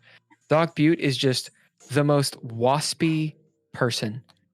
Do I notice something wrong with them? Should I bid to? Sure, it's up to you. See if they're. I'm gonna Sven bid seems fine. forensics to amicable. see. Yeah. To see if they're, to check out and see a little bit more about the guys that I'm sitting at the table with. Mm-hmm. Sven seems fine, but if he's got something on his face and he's not really acting very animated, I'm going to kind of give him a good look. Right. But while jovially talking to Sven and in Swedish, as you bid forensic to take a gander at John DuPont and Doc Butte, it dawns on you what it is. They're racist in a suburban kind of way. As you look around and you see the jazz music, you see the colorful people all around you of all sorts of race, creed, etc. And these are two racist guys. They're super upper class, old money. And right. They're with the little people and they're with the people they would rather not be around. I thought DuPont was okay. All right. Gabby is African American. Yeah. And DuPont is not black. White as a motherfucker. Oh shit. Something dawns on Nord. Go on. Go ahead. Yeah. Gabby's adopted, so for this purpose. Oh, I didn't know that. Gabby's Nord doesn't adopted. know that. Yeah, now he does. Now it dawns on Nord. Oh, she's adopted. Shit. Also, John DuPont Nord does not seem at all bereaved. Nord is going to bid sleight of hand. Bereaved is maybe the wrong word. To activate chemist and Rufia's drink. Do you have an eyedropper? Well, he's got some Widow's Wrath, so he's gonna give him. Just hateful. All right, you will have to throw down to do this sleight of hand. Okay. Yeah. Against, you're doing John DuPont or are you doing Doc Butte? DuPont. Okay. Because Go I ahead just experienced his adopted daughter commit suicide, and I feel like that Go ain't ahead, cool. throw ye down. Holker, will you roll me a D10? Simon, would you roll me a D10? Okay, that's 5 successes. You're going to need it. and I rolled a 10 and a 9. Nice. So that's a flare for you. You get a trait back. Yeah. Or proficiency. What'd you guys get? How many successes, I if rolled a any? 3, so no successes. Two successes. All right. The threshold is 5. So you're at limbo right now, which means it's a yes, but.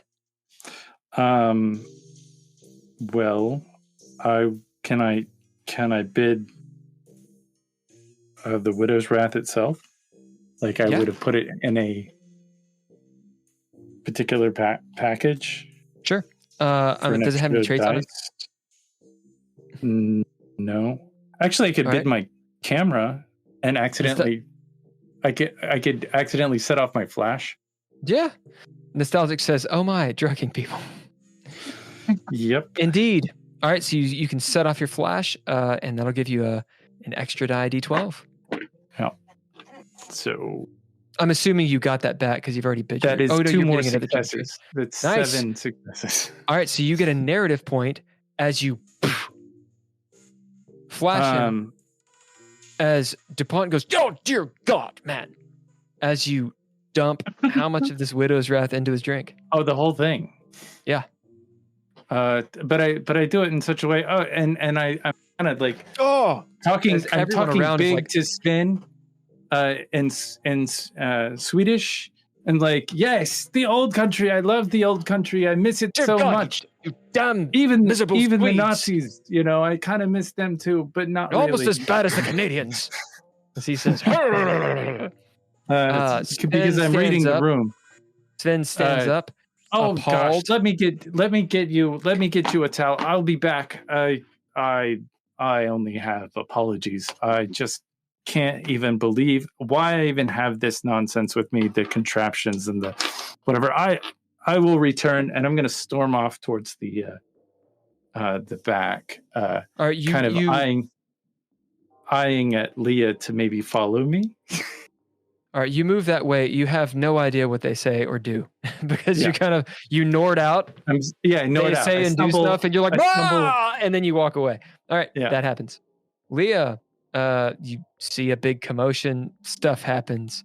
It's a commotion. Nord snakes his way to the back. Leah will follow him. As you do. In the back, you're at the office. There's the door. There's also the door to ostensibly the main room. It sounds like it. You can't really tell. Small, slight scent of eau de toilette. Because I was in the storage room about to lift up the... Oh, indeed. That's right. You're in the storage room. Tony, where are you? Are you with him? Yeah. I'm in the storage room. I sure am. You lift up the first one. You see meat. All sorts of raw meat.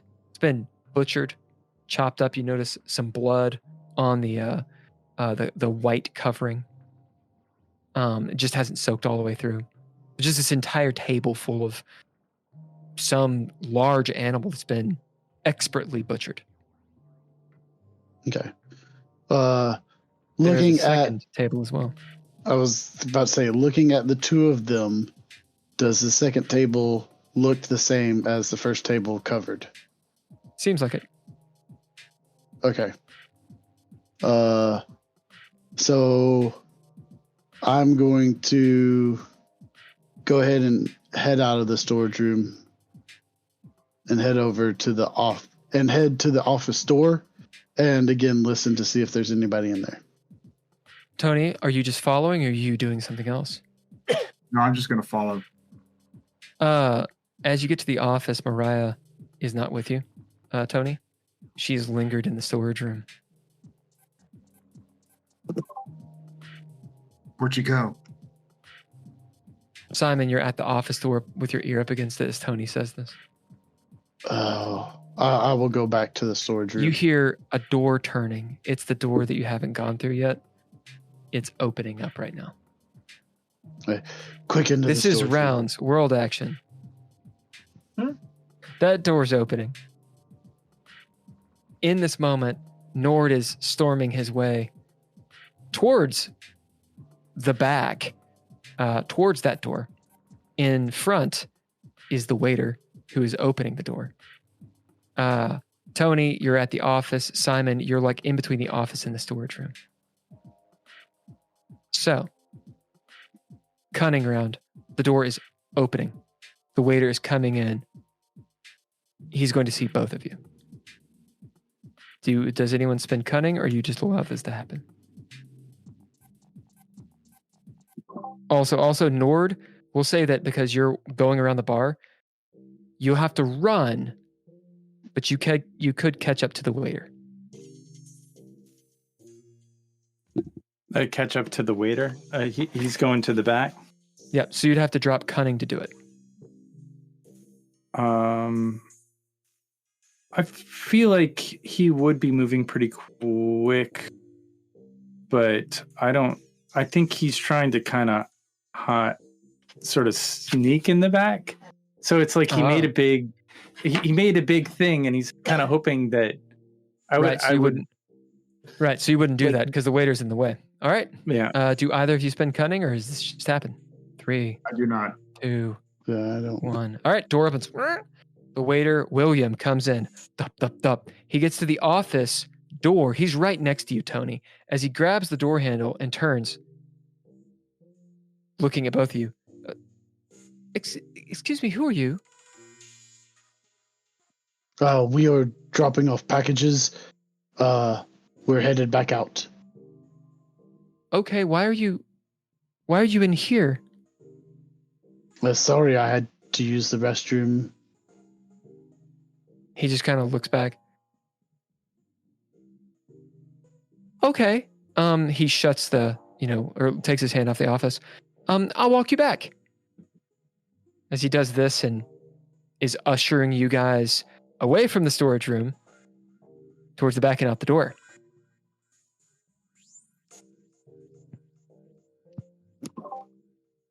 Is the restroom not the other way? It's only for customers. Sorry. Well, I thought employees don't get to use the restroom either. Are you employed with us? I'm doing deliveries for you guys. Oh, no.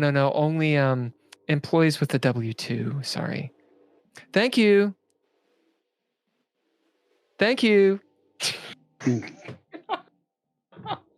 I hate these kinds of people. Yeah. Thank you. Well, I'll just go piss out You can in the bid. valley out back. Oh, Remember your resources. I will bid power through. Nice. Yeah. How does it go down? What do you say? Thank you. Well, do you just want me to piss in the alley out back, or you want me to go in here and piss? Sir, there's no reason to get like that, sir, okay? Tony, do you do anything? No, not yet. Simon, you can see he's not convinced he's following the rules. He's being an ass. Bill needs to hydrate. Oh, come on now. Redeemed hydrate. Oh, my God. I don't have anything to do. Fucking died of fire. Everybody has to hydrate. You did the hydrate. As he goes, listen, sir, you don't have to wee-wee in the back, okay? But if you're going to go out front, you need to be wearing something far more presentable. Also, someone should have told you the restrooms are only for customers. Do you not have a restroom back here for employees? At this point, player turn. Something is about to happen. Both of you can throw down wits to potentially see something. Just wits? Oh, no, wits and your action die. Okay. Does anyone know who's not them what's about to happen?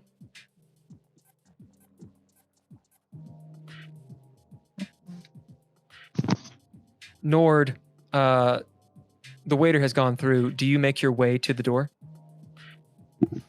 Nord will bust through the door like big time, like he owns the place. Bust through the door. Leah, you're coming in behind Nord as he's slammed open the door like with a, the strong arm. We'll get to that moment. What'd you guys roll? I have 2 successes. 3 successes. Mariah's about to scream because she looked under the other. You're half right. Simon, you notice movement. Before you can even think about it, you see Mariah. Tony, you see what Mariah is holding. A knife. As she runs up.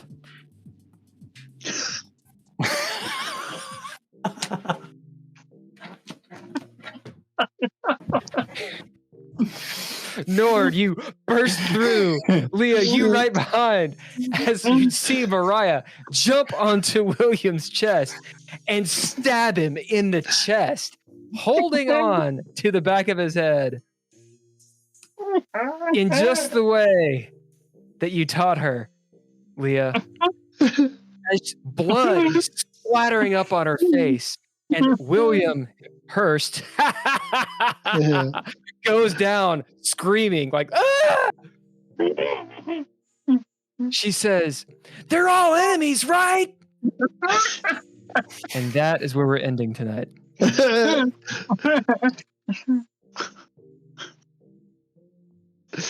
Oh, fuck. Good. Oh no. Good. So if you guys don't know, now you know.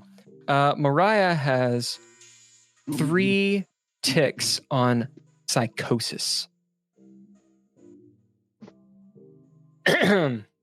Steering her to another derangement would probably be a good idea. Do we have the pep talk from Leah wasn't that great? Do what? Do we have the ability to steer her in a different direction? And Yes. and also, did she Yes. ever get upgraded to the next level of NPC? Oh, she's a that narrative is? NPC. Oh yeah, absolutely. Yeah. You can bid her to do different things, and you can absolutely steer.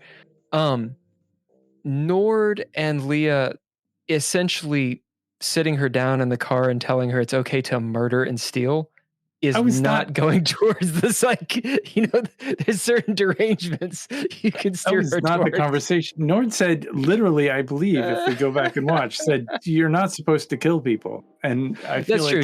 He did. Leah didn't though. She's like, no. that's true. They're all worthless.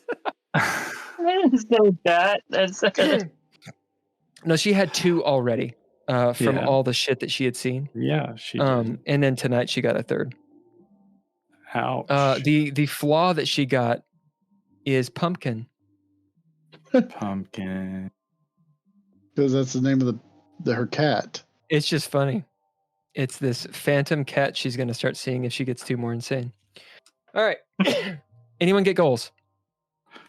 I got 1 goal. Well, I did put get into the hideaway. So Boom. That's it. What's is it a minor or major? Minor. All right, so 2 minor goals. Holker, what are we at? We are at 22 should be. let's see. Yeah, 22. So if we got 2 goals tonight, that puts us at 22 unless we got 3. All right. So you're at 22, so you're 2 away from a party advancement.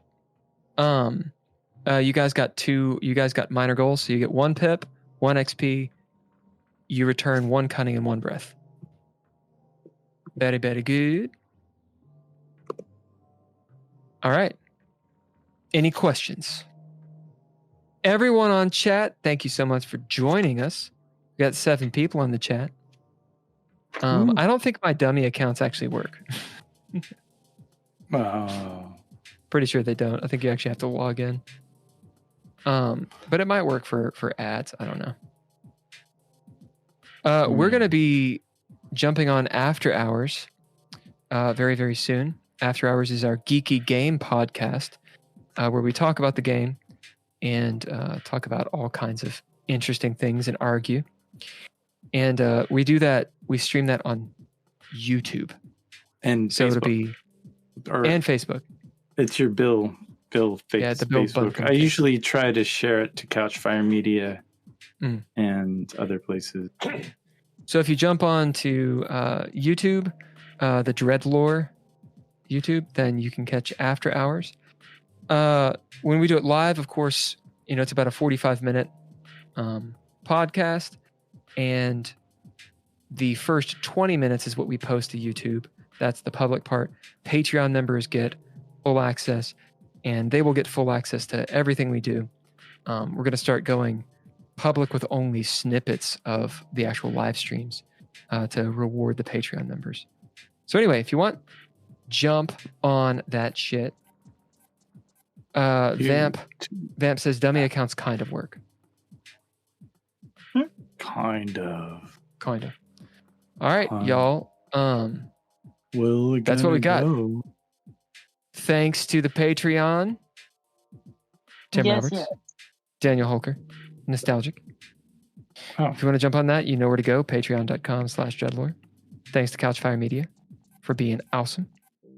All lowercase letters is the music, and Mr. Interrupt is the music. And thanks to the cast.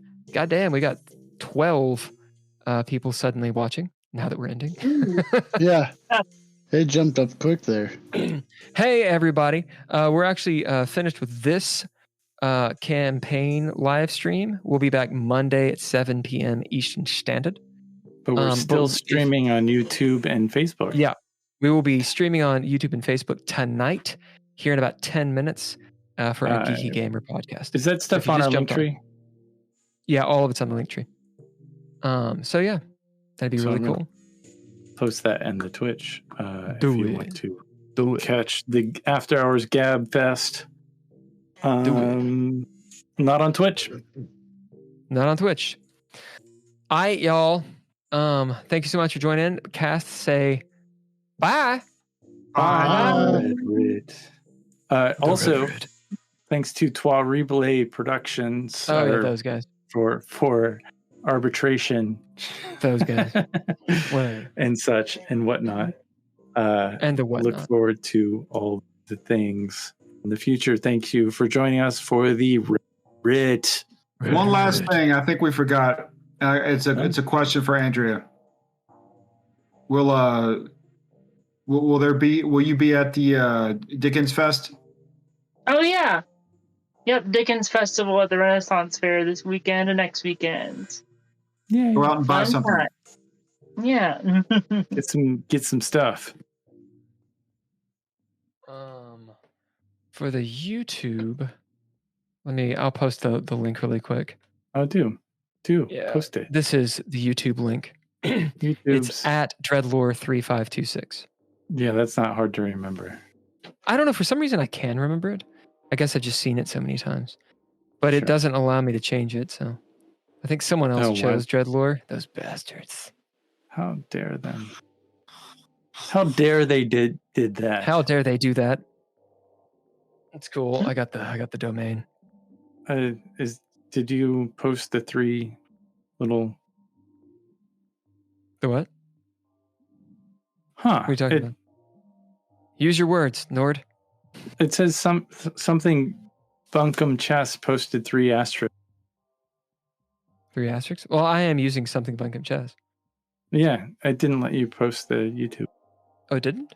Oh, well, a moderator let me do it then. It doesn't give us the option. Well, son of a bitch, hold on. Everybody wave goodbye. Just a second. Give me a second. You could put it in without the URL stuff. I mean, we're losing it. Oh, well, whatever. Why don't one of you post youtube.com/@DreadLore 3526. There's the easy way. Is it at DreadLore or just DreadLore? At DreadLore 3526. You want the ampersand? You need the ampersand. I didn't make it up. 352 what six? Jesus Six? Christ. Yes. I'm old. Come on. There, I posted it. We both did. I wonder why it wouldn't allow that. Weird. I don't know. They just hate. All you get is hate. Yeah, all I have is hate. Nothing is easy. I don't know if you know this, but everything is hard. Nothing is easy. Everything is fucking difficult. Fucking everything is fucking. Everybody say goodbye. Bye, everybody. Bye. Bye. All right, We'll see us on see you YouTube. on YouTube. Do it.